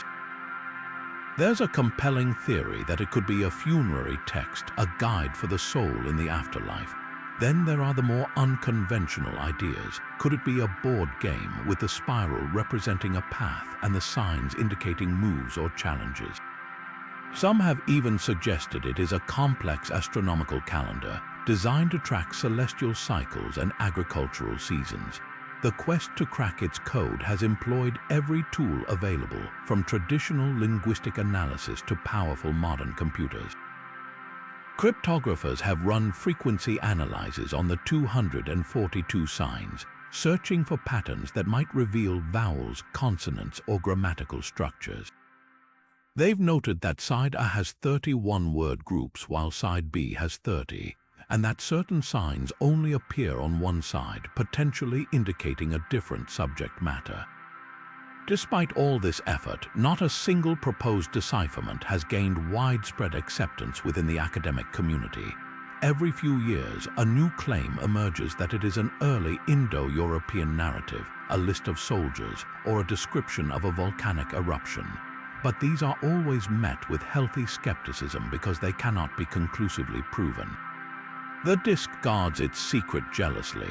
Perhaps the most enduring mystery is why this technology of movable type appears to have been a dead end. Why was this ingenious method of printing not adopted and developed further by the Minoans or their successors? It's as if the idea appeared in a flash of brilliance and then was immediately lost or abandoned for reasons we can only guess at. The Phaistos disk is therefore a double secret. It is a secret of language, a message we cannot understand, but it is also a secret of innovation, a glimpse of a path not taken in the history of communication. It sits in the Archaeological Museum in Heraklion, a quiet clay enigma that humbly reminds us that the past is not a simple story to be read, but a complex puzzle, and some of its pieces are designed to forever keep us wondering. This silent, artistic mystery from Crete gives way to a discovery of a far more brutal and terrifying nature, one that reveals the ancient world's capacity for technological innovation applied not to art but to the grim science of war. Our journey now takes us to the banks of the Euphrates River, to the ruins of the Roman frontier city of Dura Europos. In the year 256 AD, this bustling multicultural hub, a melting pot of Roman soldiers, Greek merchants, and Persian citizens, found itself in the path of a massive Sasanian-Persian army. The Sasanians laid siege to the city, and in the brutal fighting that followed, something extraordinary and horrifying occurred. An event that would lay buried for nearly 2 millennia, only to be unearthed as the earliest confirmed evidence of chemical warfare in human history. The story of this dark secret begins not with grand temples or palaces, but deep underground. During excavations in the 1930s, archaeologists made a chilling discovery beneath the city's fortified walls. They found the remains of a desperate and ingenious battle fought in the darkness of a narrow tunnel. The Romans, knowing the Sasanians were skilled sappers who would try to tunnel under the walls to collapse them, had dug a countermine to intercept them. The two tunnels met, and in that claustrophobic subterranean space, a fierce hand-to-hand struggle must have taken place. The archaeologists unearthed the tangled skeletons of at least 19 Roman soldiers and one Sasanian soldier, their bodies piled together in a final, desperate clash. But something about the scene was deeply wrong, and it wasn't just the violence of the fight. The position of the Roman soldiers told a strange story. They were not found cut down in combat poses. They were seemingly stacked where they had fallen, almost as if they had been overcome by a single, swift and invisible force. Lying near the bodies was a pile of what appeared to be ancient crystallized lumps. Chemical analysis revealed these crystals to be sulfur and bitumen, a natural tar. This was the crucial clue. When burned together, sulfur and bitumen create a thick, poisonous cloud of sulfur dioxide gas. This is not just an unpleasant smoke. It is a deadly, choking agent that causes severe respiratory distress, burning the lungs and throat, and leading to a swift and agonizing death, especially in an enclosed space with no ventilation. The grim puzzle pieces suddenly clicked into place with terrifying clarity. The archaeological evidence paints a vivid and frightening picture of that day in 256 AD. The single Sasanian soldier found among the Romans was not a combatant. He was most likely a suicide operative, a chemical weapons expert of his time. His grim mission was to act as a living weapon. As the Roman soldiers crowded into the narrow tunnel to defend their breach, this one Sasanian warrior would have ignited the sulfur and bitumen mixture, perhaps using a brazier or a simple fire pot. In an instant, the tunnel would have filled with an acrid, yellow, suffocating fog. The Romans, trapped in the confined space with no way to escape the fumes, would have been overcome in mere moments, collapsing where they stood, their bodies forming the macabre pile that archaeologists found centuries later. The Sasanian, sacrificing himself for the tactic, would have succumbed to his own weapon, falling among his victims. This discovery fundamentally changes our understanding of ancient warfare. We often imagine ancient combat as a straightforward affair of swords, spears, and arrows.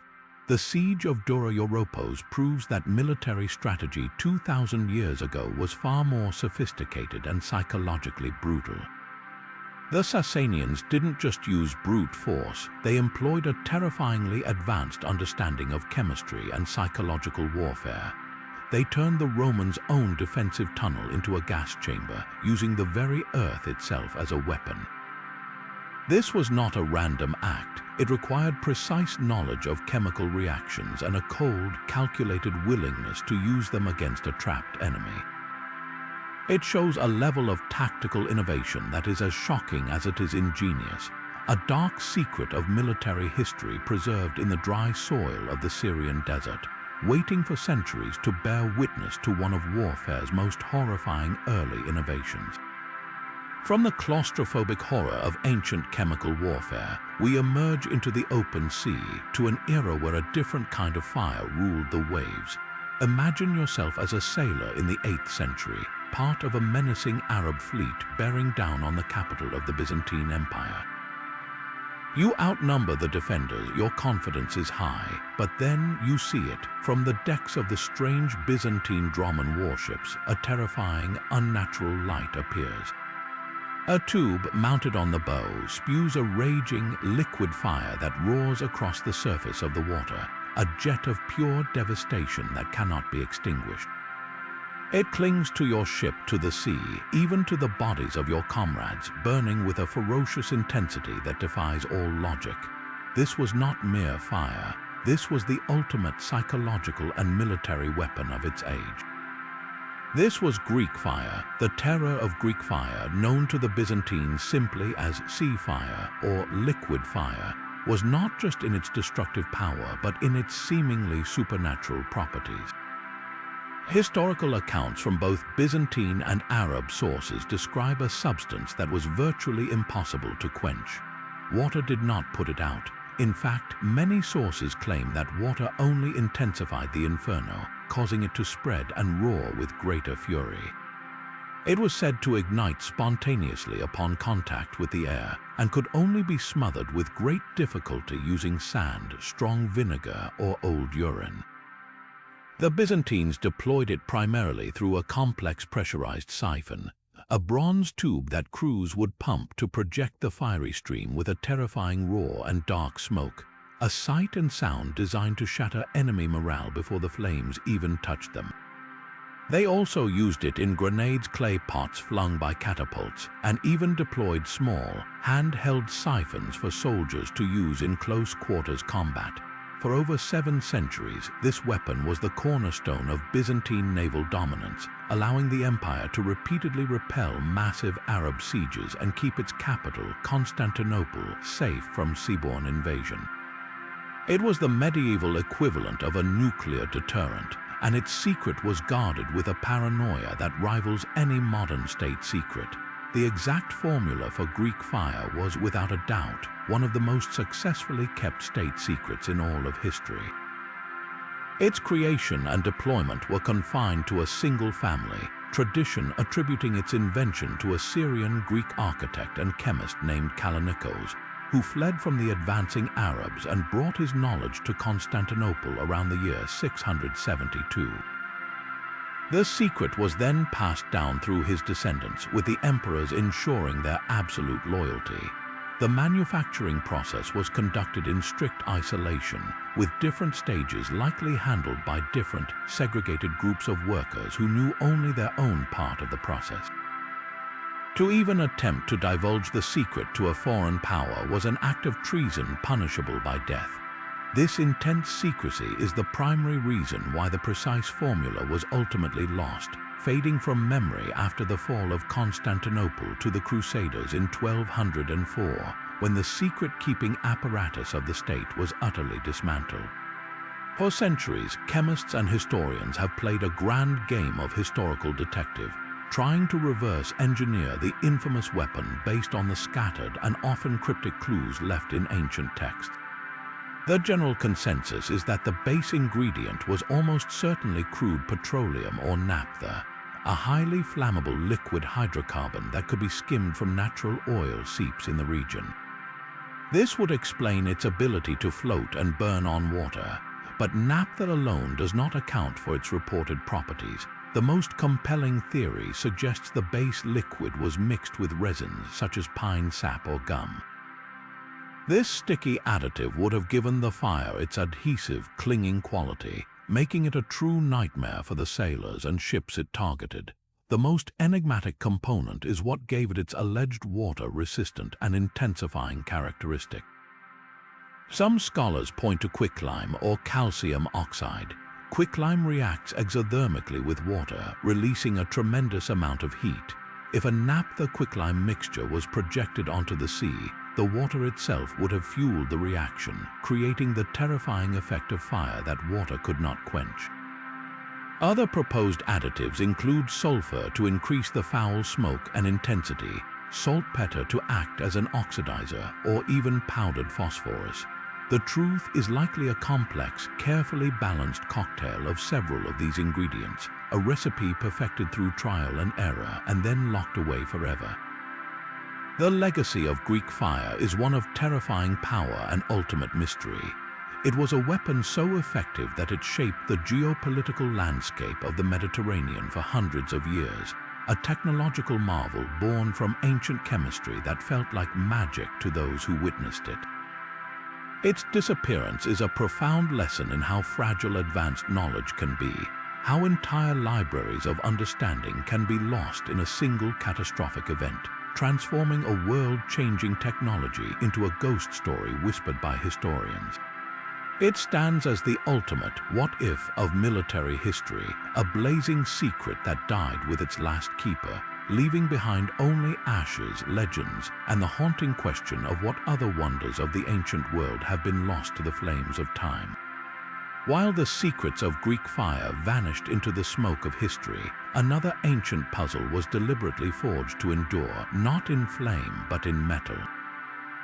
Nestled among the famous Dead Sea Scrolls, a library of fragile parchment and papyrus texts discovered in the mid-20th century, was an anomaly that stood out for its sheer, durable strangeness. This was the Copper Scroll, and it was not a spiritual text or a biblical commentary. It was something far more tantalizing, what appears to be the world's oldest known treasure map. Unlike its fragile companions, this document was made of thin, corroded copper sheets, inscribed with text and then rolled up for safekeeping. The medium itself was a message. Whatever it contained was meant to last, to survive the centuries intact when paper would have crumbled to dust. When it was finally cut open in 1955 at the University of Manchester, scholars were stunned to discover that its message was as straightforward as it was astonishing. It was not a prophecy or a prayer, it was an inventory.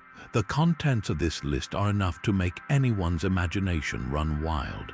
The scroll meticulously details over 60 different caches of treasure, and the amounts are not just significant, they are almost comically vast, bordering on the mythical. It describes colossal quantities of gold and silver, not in mere pieces or bars, but by weight, and the total sums are staggering. We are talking about over 4,600 talents of gold and silver, a unit of measurement that translates to a conservative estimate of several tons of precious metal. To put that into perspective, this would represent a hoard worth hundreds of millions, if not billions, of dollars in today's value, but it wasn't just bullion. The list includes specific, ritualistic items from a Jewish temple, gold and silver incense altars, precious perfumes, priestly vestments, and even a separate list of silver hidden in a separate location. This isn't just wealth, it is sacred wealth, the documented inventory of a temple treasury on a scale that is difficult to comprehend. This immediately raises two monumental questions: whose treasure was it, and who went to such extraordinary lengths to hide it? The most widely accepted theory points to the Temple of Jerusalem itself. The First Jewish-Roman War, which culminated in the catastrophic siege of Jerusalem and the destruction of the Second Temple in the year 70, provides the perfect historical backdrop. Facing the unstoppable advance of the Roman legions, it is entirely plausible that the temple priests or a faction of Jewish rebels would have undertaken a desperate mission to save their most sacred treasures from being looted by the Romans. The Copper Scroll, then, would be the meticulously kept record of this operation, a classified ledger meant for the eyes of a few trusted guardians who would one day return to reclaim what was rightfully theirs. The fact that it was written on copper, a costly and difficult material to inscribe, underscores the immense importance of its contents. This was not a casual memo, it was a permanent record of last resort. Yet the scroll is also incredibly frustrating for any would-be treasure hunter. The directions are cryptic and infuriatingly vague by modern standards. It refers to landmarks that have been lost to 2,000 years of erosion, earthquakes, and human development. It mentions places like the Canal of the Well, the Tomb of the Queen, and the Cave of the Column, names that held clear meaning 2 millennia ago but are now utterly obscure. One instruction might read, "In the ruin that is in the valley of Achor, bury 400 talents of silver under the steps leading to the east." Another states, "In the salt pit that is under the steps, 41 talents of silver." These are not GPS coordinates, they are poetic archaeological riddles, a fact that has both fueled expeditions and doomed them to failure. This has not stopped the determined. For decades, amateur explorers and serious archaeologists alike have been drawn to the harsh landscape of the Judean desert, armed with shovels, metal detectors, and crumbling copies of the scroll's text. The most famous modern seeker was a retired American pilot and Baptist minister named Wendell Jones, whose extensive searches in the 1960s and 70s, often inspired by his own interpretations of the scroll, captured the public's imagination and were even said to have partially inspired the Indiana Jones character. While he found ancient artifacts, including a small vial of what might have been temple incense, the legendary tons of gold and silver remained elusive. More recent efforts have employed advanced technology like ground-penetrating radar and drone surveys, scanning the countless caves and crevices of the region, but the desert guards its secrets well. So why, after all this time and effort, does the treasure almost certainly remain buried? The answers are as practical as they are disappointing. The most likely scenario is that the Romans found it. They were notoriously efficient at looting conquered territories, and they would have employed torture to extract the location of such a legendary hoard from any captured priests or rebels. If they did indeed recover it, the treasure would have been melted down, minted into coins, and spent to finance the empire, its origins erased forever. Another possibility is that the guardians of the secret were killed in the war before they could pass the full knowledge on, or that the cryptic directions were simply too good, their meanings dying with the generation that wrote them. There is also a scholarly argument that the amounts listed are so vast they might be symbolic or theological, representing a spiritual inventory rather than a physical one, though the sheer practicality of the instructions makes this seem unlikely. The enduring power of the Copper Scroll lies in this perfect storm of mystery.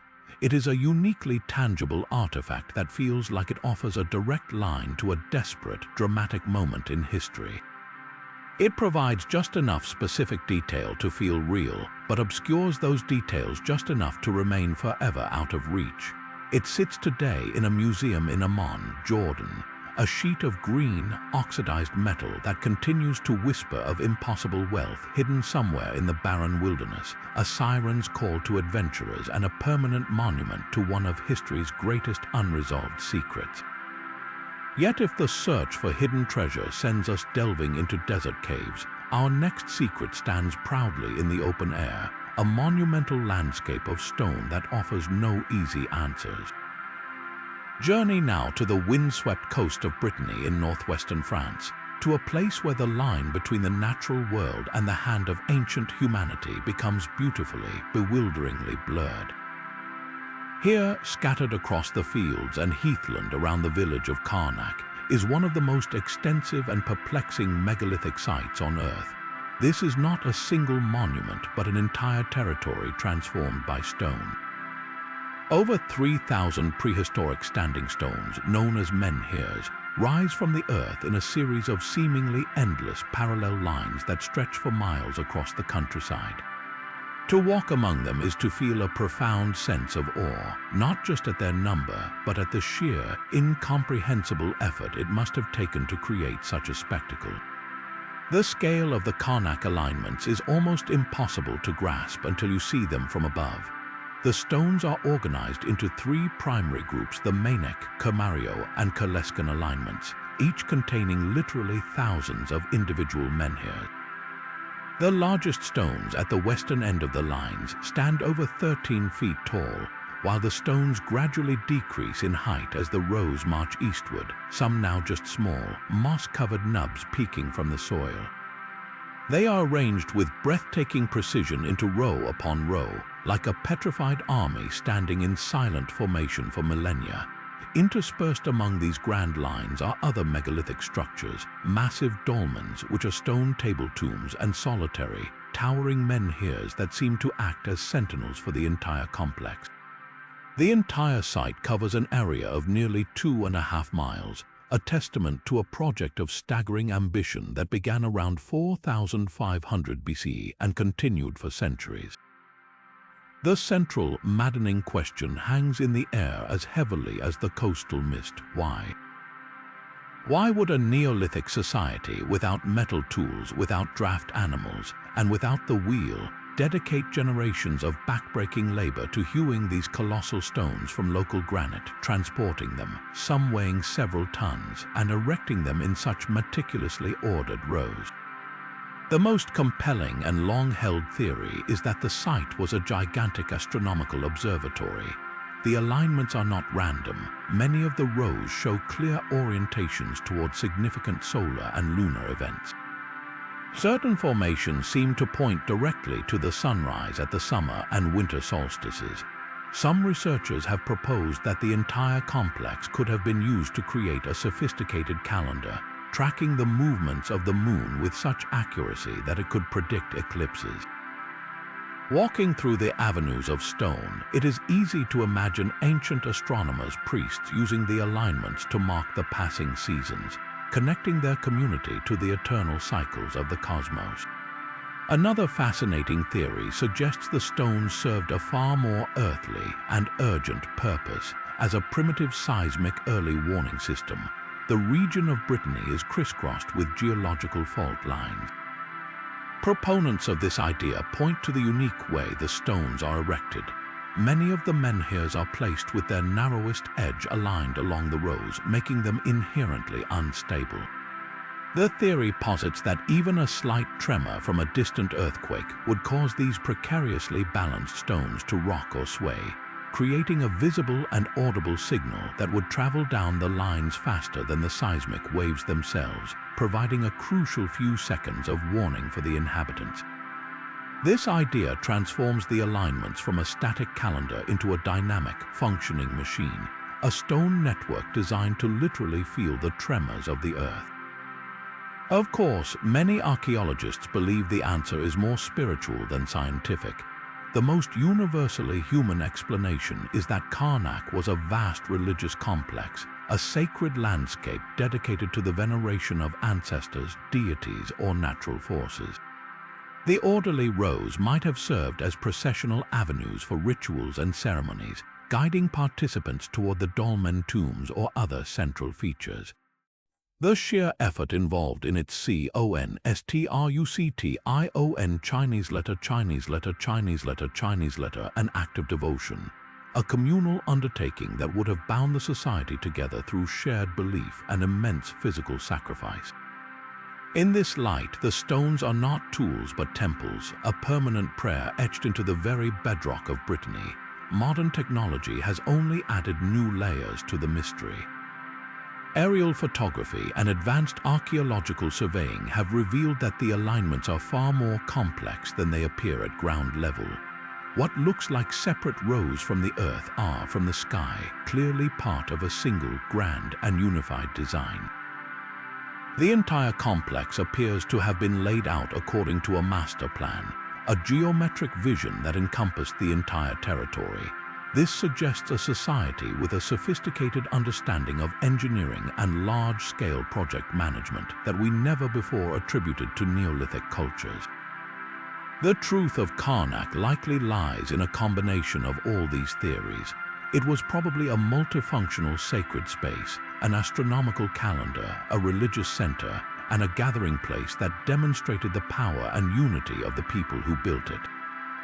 It stands as a silent stone question mark, a monument to a people who communicated their deepest understandings of the world not in words we can decipher, but in patterns of rock that continue to captivate and mystify all who walk between them. But if the standing stones of Karnak represent humanity's drive to reach for the heavens, our next secret reveals an equally powerful impulse to seek safety deep within the earth, not in simple caves, but in vast, sprawling, and impossibly sophisticated underground cities. We now descend into one of history's most breathtaking architectural achievements, a hidden world carved not from stone, but from the soft, malleable volcanic rock of Turkey's Cappadocia region. This is Derinkuyu, and its discovery is almost as remarkable as the city itself. In 1963, a local man was renovating his home. After knocking down a wall in his basement, he found a mysterious, dark passageway behind it. Curious, he began to explore and soon found himself in a tunnel that seemed to go on forever. What he had stumbled upon was not a simple cellar. It was the entrance to a lost, multi-level metropolis that had been sealed for centuries. This was no ordinary hiding place. Derinkuyu is the largest excavated underground city in the world, a labyrinthine complex that plunges nearly 300 feet into the earth across an incredible 18 excavated levels, though many more are believed to remain blocked off. This was not a cramped, dark warren. It was a fully self-sufficient city designed to shelter an astonishing 20,000 people for months at a time. As you descend through its narrow, sloping passageways, you enter a world of astonishing complexity. There are living quarters, from small family rooms to larger communal spaces. There are stables for livestock with rings carved into the walls to tether animals. There are intricate wine and oil presses, evidence of a thriving domestic industry. There are churches complete with vaulted ceilings and carved crosses on the walls, allowing the community to maintain its spiritual life even in hiding. Most remarkably, there are deep, hand-carved wells that tapped into a natural underground water source, providing a fresh supply that was inaccessible to any potential besiegers on the surface. The entire city was sealed from the inside by massive, circular stone doors, each weighing nearly 1,000 pounds and designed to roll shut, blocking the corridors completely. These were not just doors, they were impenetrable defenses. The sheer scale of Derinkuyu immediately raises the monumental question of who could have built such an elaborate refuge and when. The most widely accepted theory points to the Phrygians, an Indo-European people around the 8th century BCE, who first began carving into the region's soft, tough rock. However, the city we see today is almost certainly the work of multiple civilizations, each expanding and refining it over millennia. Its most famous inhabitants were early Christians, particularly during the Byzantine era, who used it as a sanctuary to escape relentless persecution from the Romans and later from Arab invaders during the Islamic raids of the 7th and 8th centuries. For these communities, Derinkuyu was not just a shelter, it was a fortress of faith, a place where they could preserve their way of life and worship in the face of existential threats. The city's extensive network of ventilation shafts, some stretching over 100 feet to the surface, provided fresh air to even the deepest levels, demonstrating a profound understanding of engineering that feels almost modern. Yet Derinkuyu is not alone. It is merely the crown jewel in a hidden network of subterranean complexes that dot the Cappadocian landscape. Nearby, the underground city of Kaymakli, connected to Derinkuyu by a 5-mile-long tunnel, offers another glimpse into this buried world. While smaller, it is just as intricate, with its own stables, churches, and living quarters spread across multiple floors. But the phenomenon extends far beyond Turkey. From the ancient rock-cut cities of Petra in Jordan to the vast, cliff-top dwellings of Mesa Verde in the United States, humanity has repeatedly turned to the earth for protection.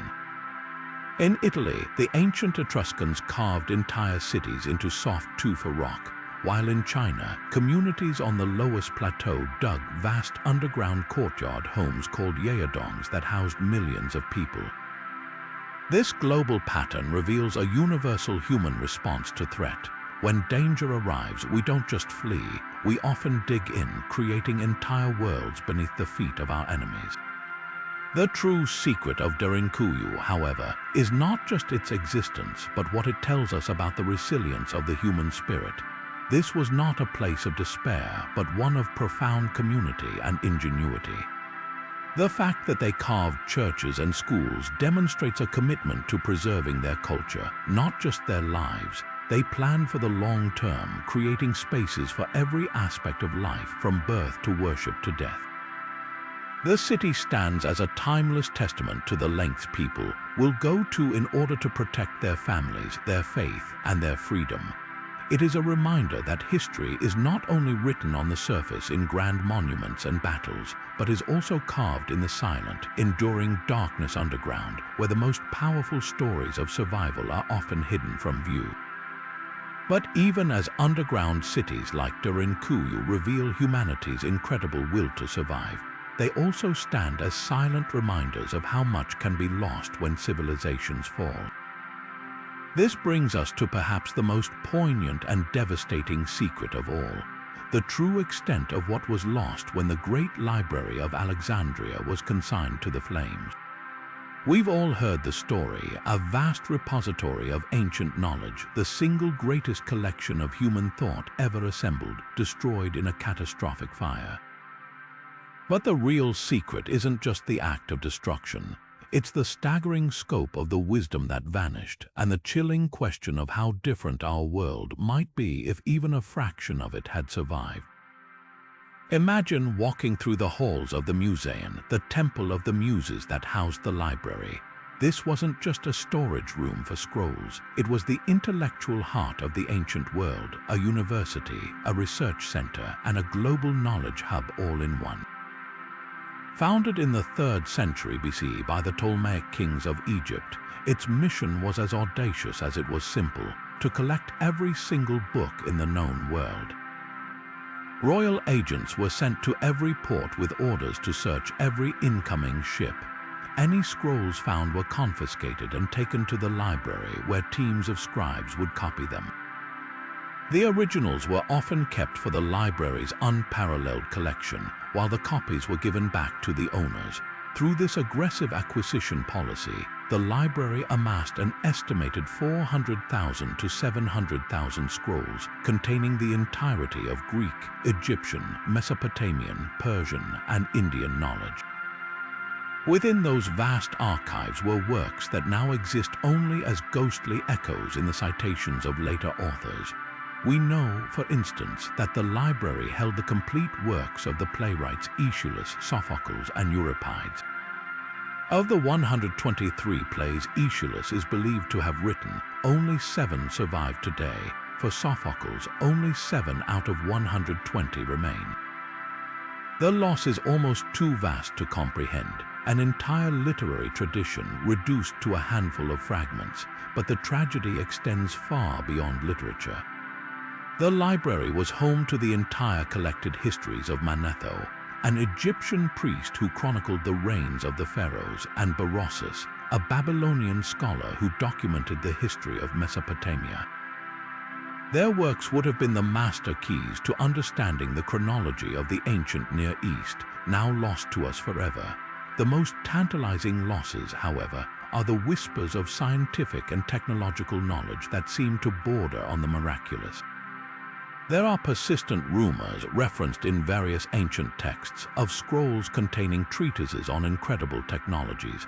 Some spoke of powerful engines of war designed by Archimedes, including his famous heat ray that used mirrors to set enemy ships ablaze, and advanced mechanical devices that could have revolutionized engineering. Other texts reportedly contained maps based on the advanced geographical knowledge of scholars like Eratosthenes, who calculated the Earth's circumference with stunning accuracy. These maps might have detailed lands far beyond the Mediterranean, perhaps even hinting at the Americas or the Antarctic coastline, knowledge that would have rewritten the age of exploration a millennium before Columbus. Perhaps the most profound loss was in the field of medicine. The library housed the works of Herophilos, a pioneering anatomist who conducted detailed dissections of human cadavers and was the first to distinguish between the brain and the cerebellum, and between motor and sensory nerves. His detailed drawings and theories were the most advanced in the ancient world, but they vanished completely. It is heartbreaking to consider that this understanding of the human nervous system had to be painfully rediscovered nearly 2,000 years later. The collective effect of this loss is immeasurable. It set back the progress of science, medicine, and philosophy by centuries. The Dark Ages in Europe were dark in large part because the light from Alexandria had been extinguished. The actual destruction of the library was not a single dramatic event, but a slow, agonizing death by 1,000 cuts over several centuries. The first major blow likely came during Julius Caesar's civil war in 48 BC, when his forces set fire to ships in the harbor, and the flames reportedly spread to the library, destroying a significant portion of the collection. Later, during the Roman period, the library suffered from neglect and deliberate purges under Christian emperors who viewed its pagan contents as heretical. The final death knell is often attributed to the Arab conquest of Alexandria in 642 CE, though many historians debate the severity of this event. The truth is, the knowledge was likely already gone, scattered, sold off, or decayed into dust long before the final walls crumbled. contemplating the Library of Alexandria forces us to confront a haunting alternate history. What if that knowledge had flowed uninterrupted into the modern era? Would the scientific revolution have happened in Roman times? Would we have mastered electricity or even flight centuries earlier? The library's burning is more than a historical tragedy. It is a permanent symbol of the fragility of human achievement. It teaches us that civilization is not a relentless upward march, but a delicate flicker that can be snuffed out all too easily, leaving future generations to stumble in the dark, unknowingly rediscovering truths that were once common knowledge. From the ashes of the Library of Alexandria, we see how easily the threads of knowledge can be severed, but our next secret reveals a different story, a story of how one organization claims to have preserved and protected ancient wisdom through the ages, weaving itself into the very fabric of modern history. We now enter the shadowy, enigmatic world of the Freemasons. Far more than a social club for men, this fraternal order is perhaps the most influential and misunderstood secret society in history, an organization whose origins are as layered and symbolic as the rituals performed within its lodges. The story begins not in shadowy conspiracy, but in the bright light of the medieval construction yard. The Freemasons' earliest roots lie with the actual stonemasons of the Middle Ages, the highly skilled craftsmen who built Europe's great cathedrals. These men possessed secrets not of world domination, but of geometry, architecture, and engineering. Their ability to turn stone into soaring Gothic arches was a form of magic to the common person. To protect their trade and ensure quality, they formed guilds.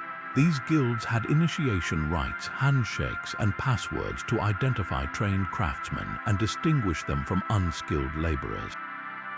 They used symbols like the square and compasses, the level, and the plumb line not as mystical icons, but as the literal tools of their trade, representing the virtues of morality, honesty, and precision in one's work. This was the operative era of masonry, rooted in the tangible skill of building. The great shift occurred in the 17th and 18th centuries. As the demand for cathedral building waned, these Masonic guilds began accepting wealthy, educated, and influential men who were not actual stonemasons. These accepted or speculative masons were drawn not to the physical act of building, but to the philosophical and moral allegories they found in the stonemason's craft. The lodge became a place where, in an age of religious wars and monarchical absolutism, men of different faiths and social standings could meet as equals to discuss new ideas of liberty, reason, and enlightenment. The square and compasses were reinterpreted. The square now reminded a man to square his actions with all humanity, and the compasses to circumscribe his desires and keep his passions within due bounds. This transformation from a trade guild to a philosophical society is the true founding moment of modern Freemasonry, and it happened to coincide perfectly with the Age of Enlightenment. This timing is crucial to understanding the persistent theories of their hidden influence. When Freemasonry formally organized with the establishment of the first Grand Lodge in London in 1717, its core tenets were deism, brotherly love, relief for those in distress, and the pursuit of truth. It was a potent cocktail of ideas that attracted thinkers, revolutionaries, and visionaries. Within the safety of the lodge, protected by vows of secrecy, these men could plot a new world order based on reason, not dogma. It is no historical coincidence that so many key figures in the American Revolution were dedicated Freemasons. George Washington was inaugurated using Masonic ritual, his hand on a Masonic Bible. Benjamin Franklin was a past Grand Master. Paul Revere, John Hancock, and a significant portion of the Continental Army officers were lodge members. The symbols are everywhere: the all-seeing eye on the dollar bill, the pyramidal shape on the Great Seal, the use of the compasses and square in early American iconography. This wasn't necessarily a secret conspiracy. For these men, Masonic ideals were the ideals of the new nation: liberty, equality, and fraternity. This deep connection to the founding of the United States is a primary source for theories about their ongoing control. Their secretive nature and rumored inner circles with names like the 33rd degree fuel speculation that they are the true puppet masters pulling the strings of global finance and politics. The organization's structure is designed to foster this mystique, initiates progress through a series of degrees, each with its own elaborate ritual, allegorical plays, and symbolic lessons. They wear specific regalia, white lambskin aprons harkening back to the stonemason's protective gear, now symbolizing a purity of life and conduct. They wear gloves, collars, and jewels denoting their rank and office, each item rich with symbolic meaning known only to members. To an outsider, this looks like the trappings of a powerful cabal. To a Mason, it is a system of moral instruction, a dramatic and memorable way to impart lessons about integrity, mortality, and one's duty to others. The most compelling theory, however, is not about political power but about spiritual guardianship. This is the idea that the Freemasons are the modern custodians of the very ancient wisdom that was lost with the Library of Alexandria. The legend goes that the core teachings of the Egyptian mystery schools, the architectural secrets of Solomon's temple, and the esoteric knowledge of the Knights Templar were all secretly passed down through the centuries, eventually finding a safe harbor within the speculative framework of Freemasonry. Their rituals are said to be deeply encoded with this ancient knowledge, a map to spiritual enlightenment for those who can interpret the symbols. Whether this is true or a powerful myth crafted by the order itself is perhaps irrelevant. The belief in this hidden history is a central pillar of the Masonic identity and the ultimate source of its enduring, enigmatic power. They stand as a living bridge between the tangible world of the cathedral builders and the intangible world of philosophical truth, a secret history that continues to operate in plain sight.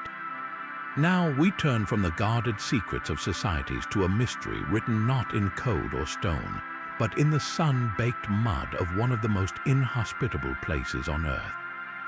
Deep within California's Death Valley National Park lies a place of profound silence and surreal beauty, the Racetrack Playa. This is a vast, flat, dry lake bed, a barren expanse of cracked clay that stretches for miles, ringed by barren mountains. And scattered across this surreal landscape are the sailing stones. For over a century, these rocks, some weighing as much as 700 pounds, have performed a magic trick that baffled all who witnessed it. They move, they travel in straight lines, in graceful curves, and even in sharp 90-degree turns, carving long, meandering trails in the baked mud behind them as permanent proof of their journey. The sheer impossibility of it was the heart of the mystery. With no human intervention and no animal large enough to push them, how were these massive stones sailing across the desert floor? The theories were as wild and varied as the trails themselves.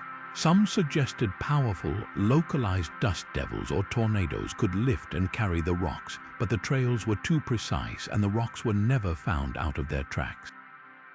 Others proposed that the slick clay surface became a perfect slippery slide after a rare rain, but that didn't explain how the rocks could move so far without a significant slope. The most imaginative explanations ventured into the realm of the paranormal or extraterrestrial, with whispers of magnetic anomalies or alien pranksters. For decades, the true cause remained one of nature's most captivating puzzles, a secret kept by the remote and extreme environment of the playa itself. Scientists would install stakes around the rocks to monitor them, only to return years later to find the rocks had politely moved around the stakes, leaving new trails that started and ended with no visible disturbance. The secret seemed destined to remain untold. The breakthrough, however, required more than just speculation. It demanded patience, technology, and a willingness to endure one of the most extreme climates in North America. The key was finally provided by a team of researchers who employed a clever combination of old-fashioned fieldwork and modern innovation. they equipped a selection of rocks with custom-built, solar-powered GPS units to track their movements with millimeter precision. More importantly, they set up a time-lapse camera that took photographs of the playa at regular intervals, patiently waiting to capture the elusive event. Then, in the winter of 2013, the perfect conditions aligned and the secret was finally revealed. The time-lapse footage showed the playa transformed. A rare winter storm had delivered a precise recipe of ingredients. First, rain, which pooled on the flat surface to create a shallow, temporary lake. Then, as nighttime temperatures plummeted well below freezing, this thin layer of water began to turn to ice. But this wasn't just a solid sheet of ice. As it formed, it broke into massive panels like window panes floating on the water's surface. The following day, as the sun rose and the temperature climbed, the ice began to melt and break up further. Then the final ingredient arrived, a steady, gentle wind. This is where the magic happened. The wind caught the large, floating sheets of ice, which were now only a few millimeters thick. These sheets, sometimes dozens of feet across, began to slowly push across the shallow water, and any rock that happened to be in the path of these ice panels was suddenly no longer a solitary stone. It became part of a much larger floating ensemble. The ice would encircle the rock, gripping it, and the entire assembly ice floe, an embedded stone, would be propelled forward by the persistent wind. The movement was incredibly slow, barely noticeable to the naked eye, but over the course of several hours, these ice-borne rafts could push the rocks hundreds of feet, their paths dictated by the direction of the wind and the shifting currents of the melting ice.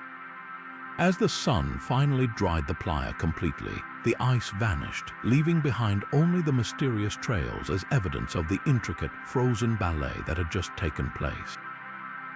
The solution is a beautiful demonstration of how complex and specific natural processes can create phenomena that appear utterly miraculous. It requires a perfect and fragile harmony of elements, just enough water to form a shallow lake, cold enough temperatures to create floating ice sheets, and winds strong enough to push them but not so strong as to shatter the ice completely. This precise combination is so rare that it might only happen once every few years, and even then, only for a brief window of time. This explains why the mystery endured for so long. You simply had to be in the right place at the exact right time to see it. The sailing stones of Death Valley are no longer a true secret, but understanding the science behind their movement only deepens our appreciation for the event. It transforms from a random act of magic into a breathtakingly precise natural performance, a fleeting spectacle of ice, rock, and wind that etches its story into the desert floor for us to find. While the sailing stones reveal nature's hidden mechanics, our next exploration uncovers a secret of a very different kind, one orchestrated not by wind and ice but by power and influence. Since 1954, in lavish hotels across Europe and North America, a carefully curated group of the world's most powerful people has gathered behind a veil of strict secrecy. This is the Bilderberg Group, an annual private conference of approximately 120 to 150 influential figures from politics, finance, industry, and media. There are no press releases during the event, no public agendas, and no detailed minutes are published afterward. This deliberate and total opacity has, for decades, fueled countless conspiracy theories, painting Bilderberg as the ultimate shadow world government, a clandestine cabal that allegedly directs global events from the comfort of a five-star hotel. But what truly happens behind those closed doors? Is it a sinister plotting session for a new world order, or merely the world's most exclusive networking event? The group's origins are rooted in the tense geopolitics of the Cold War. It was founded by several figures, including Prince Bernhard of the Netherlands, Polish politician Joseph Rettinger, and then CIA head Walter Bedell Smith. Their stated aim was noble: to foster dialogue and prevent future wars by creating an informal, off-the-record setting where leading figures from North America and Western Europe could discuss transatlantic issues frankly, without the constraints of formal diplomacy or public posturing. The first meeting was held at the Hotel de Bilderberg in the Netherlands, which gave the group its name. The guest list for that inaugural meeting set the tone for all that would follow. A mix of bankers, industrialists, politicians, and academics, all there as private individuals, not as official representatives of their governments or corporations. This distinction is crucial. It allows for a freedom of discussion that is impossible at an official summit. So what is actually discussed? Based on the rare, bland topic lists that are released after the fact, the conversations focus on massive, overarching global issues. Typical themes include the state of the global economy, international security challenges, major geopolitical trends, and the societal impact of rapid technological change. Former attendees who have spoken about the experience describe it as a series of intense Chatham House rule discussions. The primary function appears to be one of elite consensus building. It is a forum where a European central banker can casually share concerns with an American senator over dinner, where a tech CEO can sound out a media mogul on regulatory fears, and where a future president can informally meet foreign leaders long before taking office. This is the Bilderberg Group's most tangible power. It is a peer-to-peer network operating at the highest level, a place where ideas are floated, alliances are subtly forged, and a broadly shared worldview among the global elite is reinforced. This very process of consensus building is what fuels the most persistent and dramatic conspiracy theories. Critics argue that when the most powerful people on the planet get together in secret to agree on what's best for the world, it effectively undermines democratic processes. The most common theory alleges that the group is a front for a plot to establish a single global government, often referred to as the New World Order.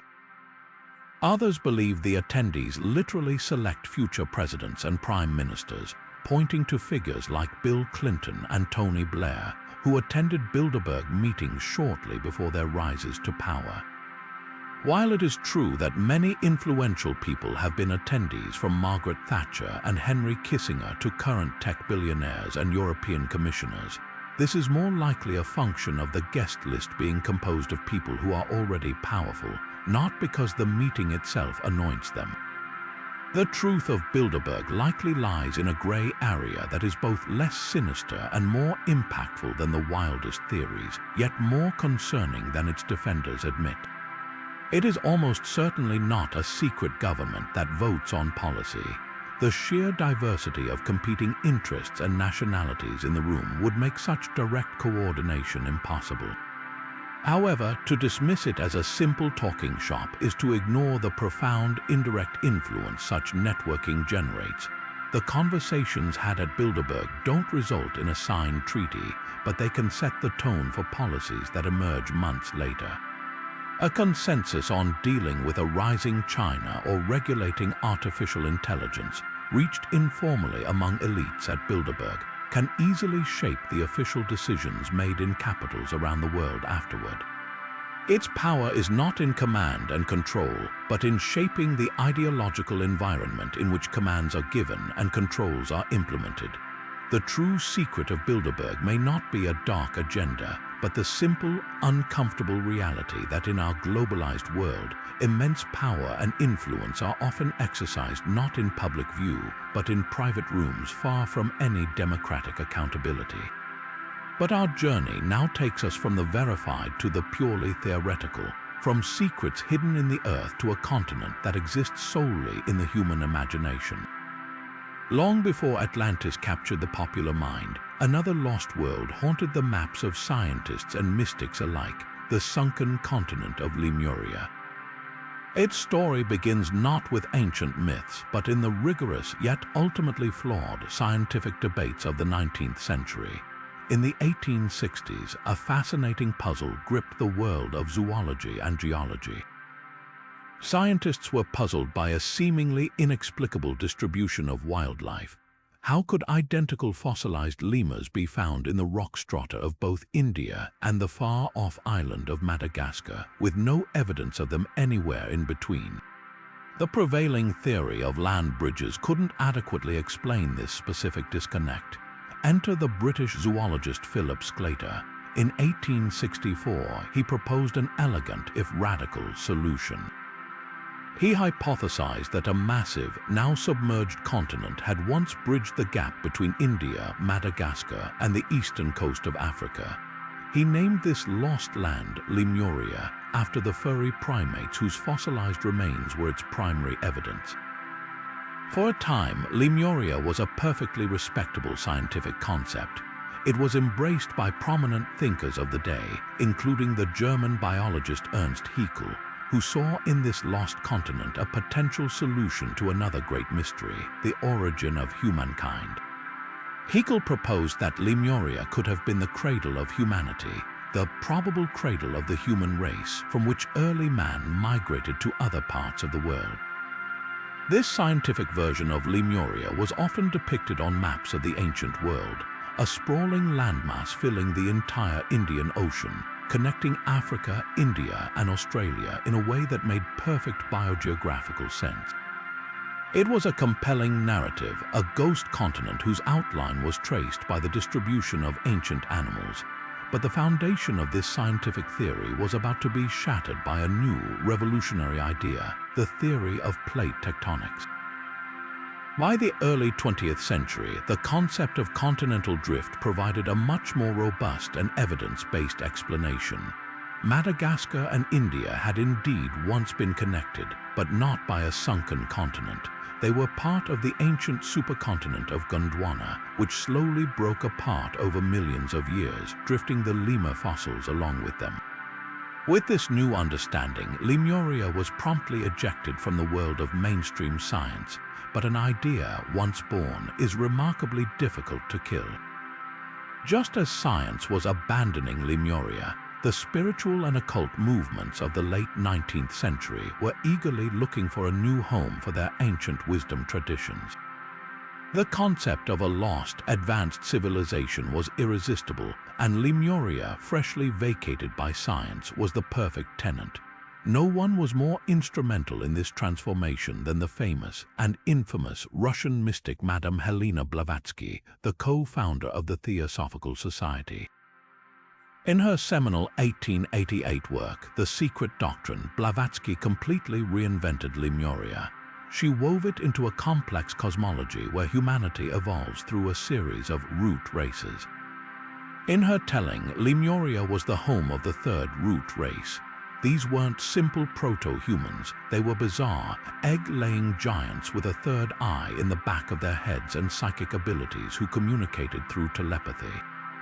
She described a lush, tropical paradise populated by dinosaurs and other prehistoric creatures, a land of immense spiritual power but also of dark magic and eventual moral decay.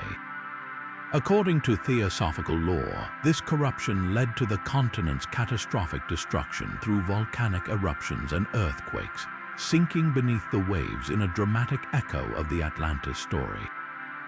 From Blavatsky's fertile imagination, the myth of Lemuria spiraled outward, adopted and adapted by a host of other occult writers and New Age thinkers.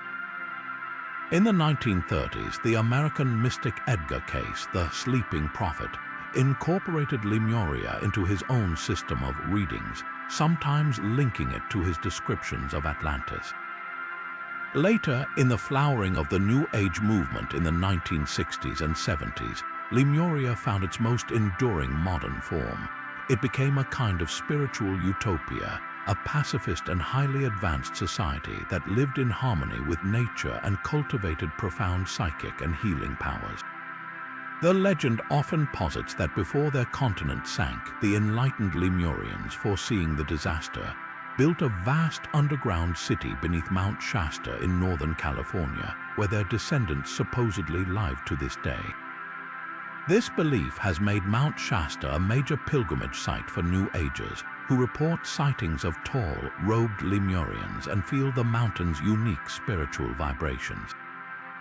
The myth has also been commercialized, with countless books, channeled texts, and crystals sold as authentic Lemurian seed crystals, said to hold the ancient wisdom of the lost continent. The journey of Lemuria is a fascinating case study in how an idea can migrate from the halls of science to the realms of myth and spirituality. It shows how the human mind seeks patterns and narratives to explain the unknown, and how a void left by one explanation is often filled by another, more mystical story. There is no geological evidence for a recently sunk continent in the Indian Ocean. The seafloor there is ancient basalt, not the granite that makes up continents. Yet the power of the Lemuria myth endures because it speaks to a deep, almost primal longing for a lost golden age, a time of greater wisdom and connection to the spiritual world that we imagine ourselves to have fallen from. It is a secret not of history but of the human spirit, a testament to our endless capacity to dream of forgotten worlds and to find meaning in the spaces between what we can prove and what we feel must be true. Yet as we ponder the fanciful shores of a lost Lemuria, our journey takes a sharp turn into the far more recent and far more chilling realm of 20th century secrets. The year is 1945. The Third Reich lies in smoldering ruins, its leader dead in his bunker, its cities occupied by Allied forces. But for many of the top Nazi leadership, the story was not ending. It was simply moving to a much colder, more remote location. This is the dark and persistent legend of Neuschwabenland, the alleged secret Nazi base in Antarctica, a story that blends a kernel of historical fact with a sprawling tapestry of science fiction, paranoid speculation, and enduring fascination with Nazi occultism. The entire incredible saga begins not with a secret, but with a very public and well-documented scientific mission. In the years leading up to World War II, Nazi Germany was intensely interested in expanding its influence and securing access to vital resources, and that included staking a claim in the frozen reaches of the Antarctic. In December of 1938, a German expedition set sail for the southern continent aboard the Schwabenland, a freighter equipped with two massive seaplanes. Their mission, dubbed the New Swabia Expedition, was straightforward: to explore and map a large section of the Antarctic coastline between the 20th meridian east and the 10th meridian west, an area they promptly named New Schwabenland after their ship. Using their aircraft, they conducted a series of extensive photographic surveys, dropping thousands of small, weighted Nazi flags with metal shafts onto the ice below, symbolically claiming the territory for Germany. They also identified unusual, ice-free areas with thermal lakes, a result of volcanic activity which they noted in their reports. This expedition was real, and its maps were later used by other polar explorers. It was a strategic move for potential whaling rights and perhaps future military positioning, but it was not, in itself, the stuff of conspiracy. The seeds of the legend were planted in the chaotic aftermath of the war. When Allied forces began to tally the spoils and account for the Nazi elite, they found that a number of high-ranking officials, along with a significant amount of advanced technology and wealth, seemed to have simply vanished. This real mystery provided fertile ground for wild speculation. The theory posits that these missing Nazis, including Martin Bormann and other key figures, did not flee to South America as history records, but instead made their way to the one place Germany had already staked a claim, New Schwabenland. According to the law, using the detailed maps from the 1938 expedition, U-boats loaded with scientists, engineers, and supplies traveled to the remote, ice-free zones and began constructing a massive, self-sufficient base inside the mountains and under the ice. This was not just a simple hideout. It was purportedly a full-fledged scientific research facility, a last redoubt of the Third Reich where they could continue developing their most advanced and esoteric weapons projects, including flying saucer technology based on inverted Nazi bell designs far from the reach of their conquerors. This theory found its most powerful fuel in a very real and massive US military operation. In 1946, just a year after the war ended, the US Navy launched Operation High Jump. Officially, it was a vast training and exploration mission to Antarctica, led by the famed polar explorer Admiral Richard E. Byrd. The scale, however, was immense and seemed disproportionate for a simple training exercise. The task force included 13 ships, an aircraft carrier, and over 4,000 men. The official mission was to establish a research base, test equipment in extreme conditions, and map the coastline. But conspiracy theorists point to the operation's shocking brevity and its ominous conclusion as proof of a hidden agenda. After only a few weeks, the mission was abruptly cut short. Upon his return, Admiral Bayard gave an interview to a Chilean newspaper where he made a cryptic statement, saying that in the event of a new war, America would be attacked by fighters that could fly from pole to pole with incredible speed. This was interpreted by believers as a confession that he had encountered advanced Nazi aircraft. The legend claims that Bayard's powerful fleet was actually sent to Antarctica on a military mission to locate and destroy the rumored Nazi base, and that they were soundly defeated by the Germans' incredible new flying machines, forcing a humiliating and hasty retreat. The story takes an even stranger turn with the introduction of the most fantastical element, the Hollow Earth. Some versions of the Neuschwabenland myth propose that the Nazis did not just build a base on the surface, but that they discovered the legendary entrances to the interior of the planet, a world they believed was warm, lit by a central sun, and inhabited by an advanced race of beings known as the Aryani or Hyperboreans. This idea, drawn from ancient myths and popularized by 19th century writers, was reportedly taken seriously by some within the Nazi SS, particularly those involved in searching for mythological and occult power.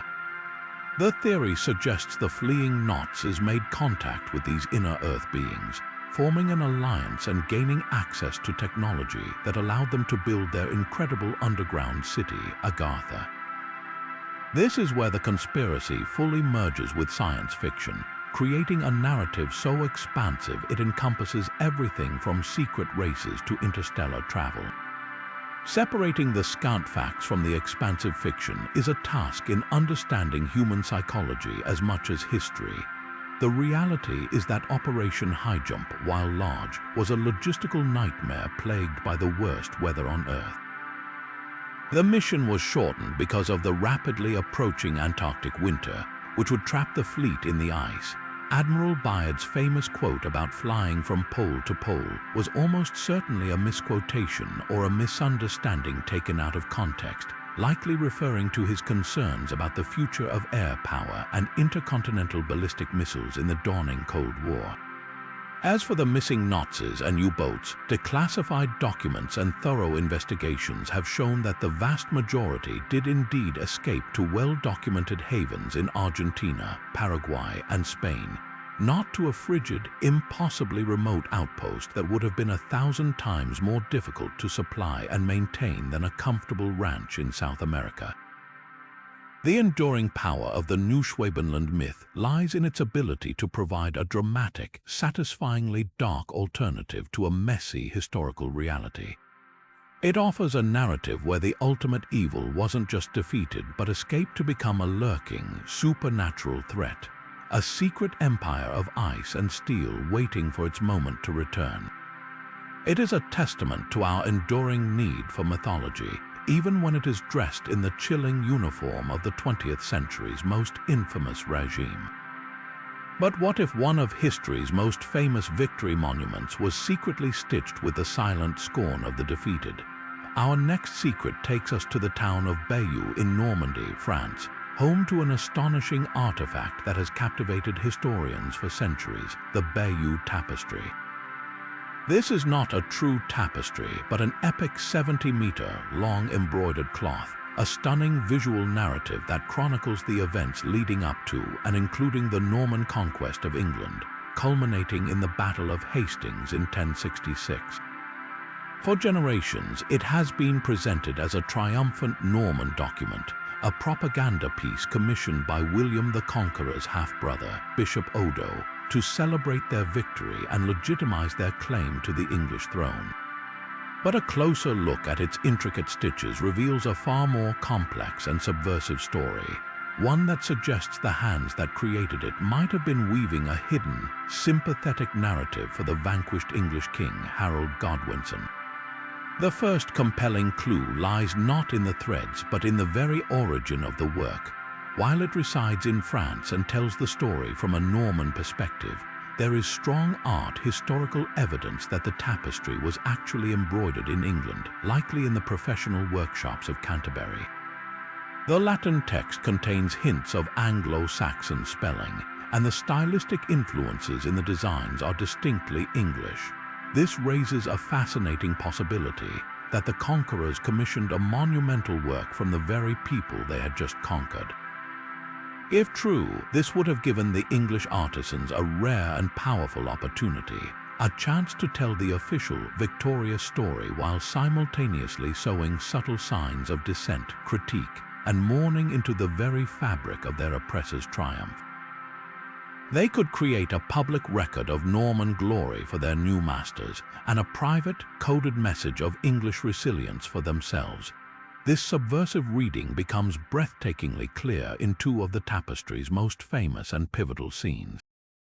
The first is the appearance of Halley's Comet. In the Norman narrative, the comet is a divine portent, a heavenly sign endorsing William's claim to the throne. The tapestry shows it blazing in the sky, and the crowd below points upward in apparent awe. But look closer at the next panel. The scene immediately following the comet is not of William, but of a terrified King Harold sitting on his throne with a ghostly fleet of ships, a clear premonition of the Norman invasion appearing in the border below him. The English artisans may have been subtly reframing the event. To the English of the time, comets were not necessarily seen as positive signs. They were often omens of doom, disruption, and the fall of kings.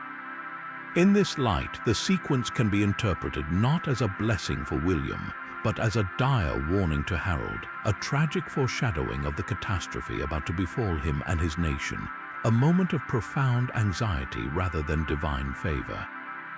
The most powerful and debated evidence for this hidden narrative is the iconic death scene of King Harold. The standard Norman-friendly interpretation has long been that Harold is the figure shown with an arrow struck in his eye, a fittingly gruesome and dishonorable death for an oath-breaker in the medieval mind, as the Normans claimed he was.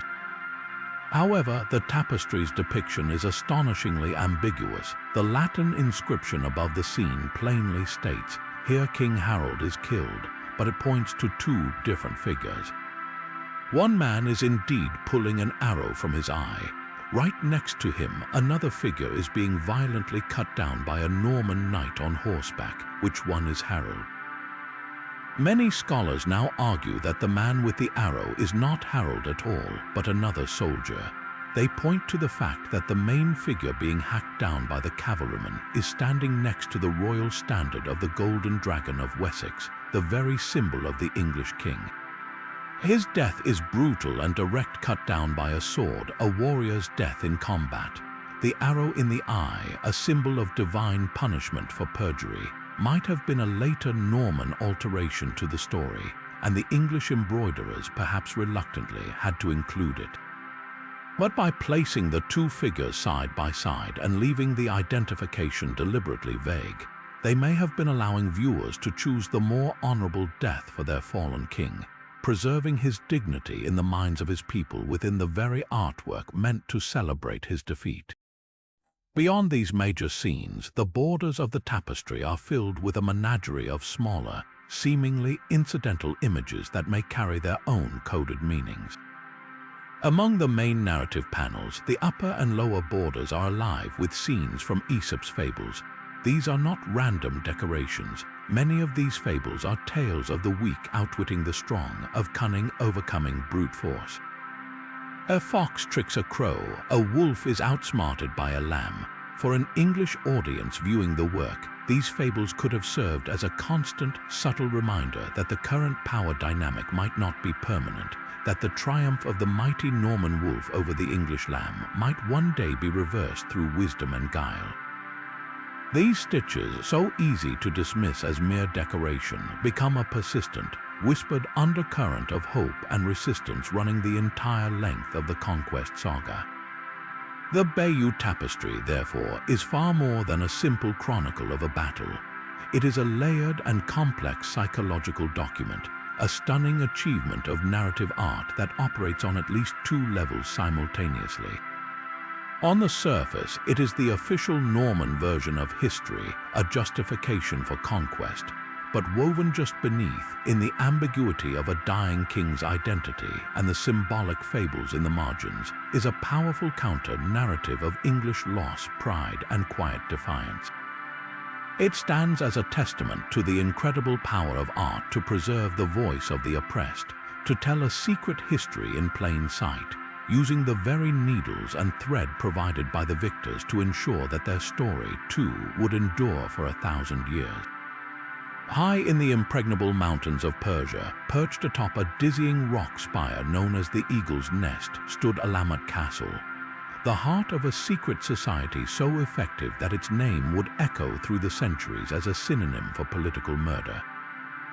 This was the fortress of the Nizari Ismailis, a Shia Muslim sect more famously known by the name given to them by their terrified enemies, the Hashashin. Their story begins not with a weapon, but with an idea, a radical interpretation of faith that brought them into violent conflict with the vast Sunni Seljuk Empire that dominated the region. Led by a charismatic and mysterious figure the Crusaders would call the Old Man of the Mountain, the Nizaris were hopelessly outnumbered. They could not win in open battle, so they perfected a new form of warfare, the art of the precise, devastating, and very public assassination. Their methods were as psychologically brilliant as they were brutal. The Hashashin did not strike randomly. They selected their targets with meticulous care: a corrupt Seljuk vizier, a cruel military general, a crusader king who threatened their existence. The actual act was never a clandestine poisoning or a shot from the shadows. It was a daytime murder carried out in full view of the victim's court, guards, and subjects. The operative, often disguised as a servant or a devotee, would use a dagger, a personal and intimate weapon that required the assassin to get dangerously close to his target. This was a deliberate choice. It sent an unambiguous message: if we can reach this powerful man in the heart of his own power, we can reach anyone. The assassin knew the mission was almost always a suicide endeavor. He would often stand his ground after the killing, making no attempt to flee, accepting his fate as a martyr for the cause. This unwavering commitment to death was the most terrifying weapon in the Hashashin arsenal, a display of fanatical devotion that chilled the blood of every ruler in the region. This devotion was not born from blind fanaticism alone, but was carefully cultivated through a legendary process of indoctrination that has since passed into myth. According to the most famous accounts chronicled by Marco Polo, the Old Man of the Mountain would identify promising young men and have them drugged and brought into the palace gardens within Alamat. When they awoke, they found themselves in a paradise straight out of the Quran's descriptions of heaven, lush gardens filled with beautiful flowers, flowing rivers of wine and milk, and Auris, beautiful companions. They were told by the old man that this was indeed paradise and that they were his special guests. After a few days of bliss, they would be drugged again and removed.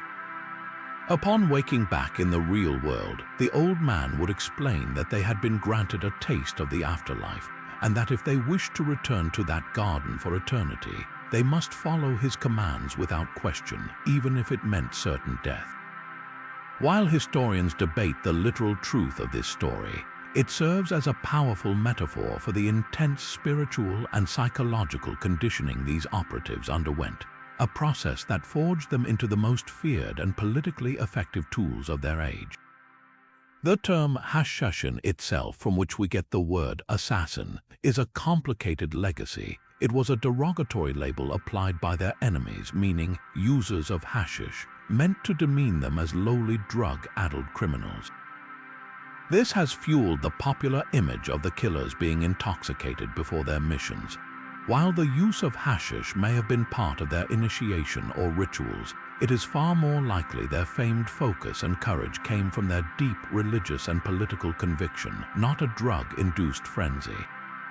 The label was a powerful piece of propaganda, a way for their adversaries to explain away their almost superhuman bravery and loyalty by attributing it to intoxication, rather than acknowledging the formidable power of their belief system. The long shadow of the Hashashin extended far beyond the Middle East, deeply influencing the Crusaders who encountered them. European knights and chroniclers were both horrified and fascinated by this mysterious sect and their seemingly supernatural leader.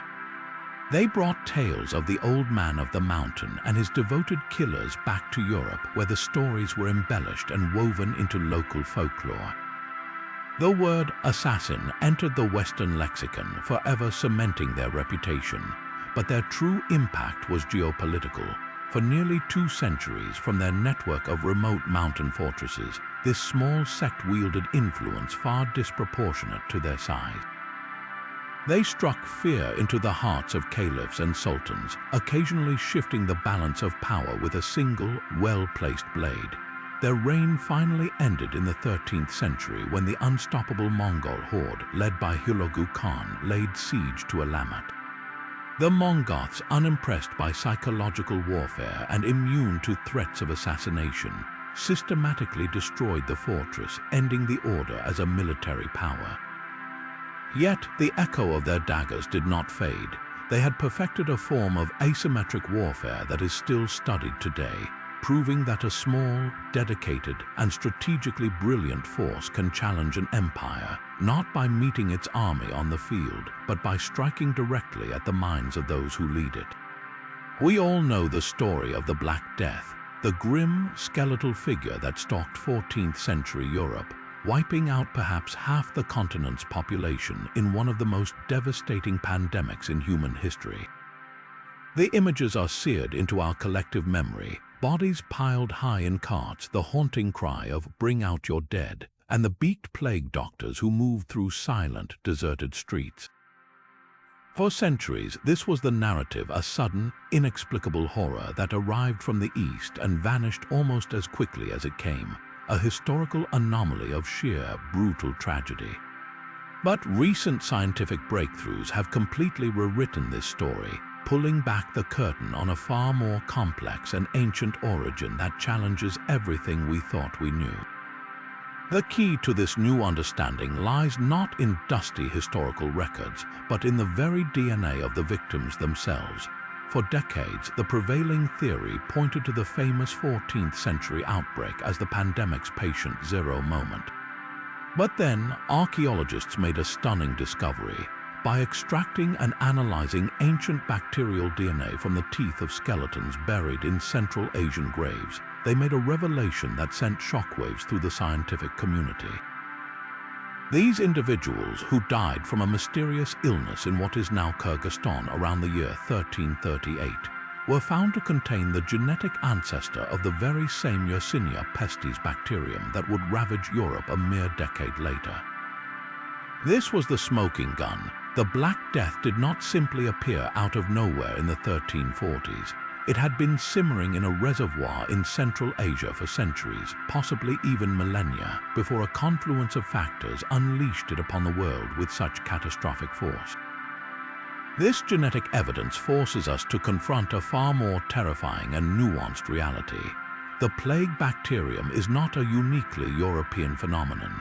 It is an ancient, persistent threat that has cyclically emerged from its natural home in rodent populations, particularly the great gerbil and its fleas across the steppes of Asia. The question then becomes not where it came from, but why. Why did this particular outbreak in the 14th century become so phenomenally, globally destructive when previous eruptions had been more contained? The answer lies in a perfect storm of historical and environmental circumstances. This was an era of unprecedented globalization along the newly revitalized Silk Road.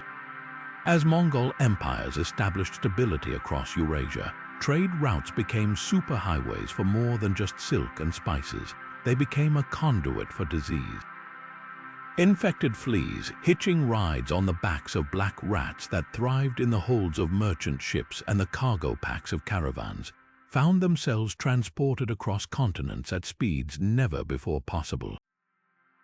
They were aided by a changing climate. Tree ring data suggests a period of significant cooling and instability in Central Asia at that time, which may have stressed rodent populations, forcing them and their fleas into closer contact with human settlements. The medieval world, with its crowded, unsanitary cities and populations already weakened by famine and malnutrition, was the perfect tinderbox. The spark from Central Asia found its fuel, and the result was a firestorm that would consume millions. The immediate impact was, of course, apocalyptic, but the long-term societal consequences were nothing short of revolutionary. The sheer scale of death created a massive labor shortage across Europe. So many peasants had died that the survivors, for the first time, found themselves in a position of unprecedented power. They could demand higher wages for their work and better conditions from the lords who owned the land. The rigid, centuries-old feudal system, which bound serfs to their manor from birth to death, began to crumble under the weight of its own inefficiency. The psychological impact was equally profound. The pervasive presence of death eroded the absolute authority of the Catholic Church, which had been powerless to stop the suffering, leading to social unrest, new religious movements, and a slow shift toward a more skeptical, questioning worldview that would eventually flower into the Renaissance and the scientific revolution. The world that emerged from the shadow of the plague was poorer in people, but far richer in possibility for those who survived. This dark history inevitably leads us to a chilling, modern question: could it happen again? The answer is both reassuring and complex. The Yersinia pestis bacterium has never gone away. Small, localized outbreaks still occur around the world, including in the western United States. But the world of the 21st century is fundamentally different from the 14th. We understand germ theory, we have antibiotics that can effectively treat the plague if caught early, and we have sophisticated public health surveillance systems to contain outbreaks. The romanticized image of the plague doctor, with his beaked mask filled with fragrant herbs to ward off bad air, is a relic of a misguided past, yet the Black Death serves as a permanent and potent warning. It is a stark reminder of our vulnerability to the natural world and the law of unintended consequences that comes with globalization. A disease jumping from an animal host to a human in a remote corner of the world can still, in our hyper-connected age of air travel, become a global concern in a matter of days. The plague itself may be largely contained, but the lesson it teaches about humility, preparedness, and the interconnectedness of our world is a secret from history that we ignore at our peril. From the intricate gears of the Antikythera Mechanism to the silent, ghostly halls of the Library of Alexandria, our journey through history's hidden corridors has revealed a truth far more complex than any textbook could contain. We have stood before impossible maps that charted continents yet to be discovered, deciphered ciphers that may hide the identities of geniuses, and walked through underground cities that sheltered entire civilizations from view. We have seen how a single, corroded hammer can challenge our entire understanding of time, and how the silent, deliberate stitches of a tapestry can whisper a counter-narrative of defiance 1,000 years after the battle was lost. What these 30 secrets collectively tell us is that history is not a static record of facts neatly bound and settled. It is a dynamic, living conversation, a constant process of questioning, discovery, and reinterpretation. Every one of these revelations, from the Dogon knowledge of Sirius to the sunken ruins of Helike, began as a whisper against the roar of accepted dogma, a crack in the foundation of what we thought we knew. They prove that our past is not a closed book but an ongoing excavation, where every shovel of earth turned or every ancient manuscript scanned can force us to tear out a page and write a new, more astonishing chapter. The work of understanding who we are and where we come from is never finished. It is renewed with each generation, armed with new technologies and new perspectives, forever willing to look at the evidence and ask, but what if the story is bigger than this? So as we close this chapter, we turn the question over to you. Which of these hidden histories captured your imagination? Was it the tragic fate of the Roman Lost Legion, allegedly forging a new life on the edge of ancient China? Or perhaps the chilling efficiency of ancient chemical warfare in the tunnels of Dura Europos? Maybe the enigmatic purpose of the Karnak stones, standing in silent formation for millennia, speaks to you most. Let us know in the comments below which historical secret fascinates you the most, and don't forget to like and subscribe for more journeys into the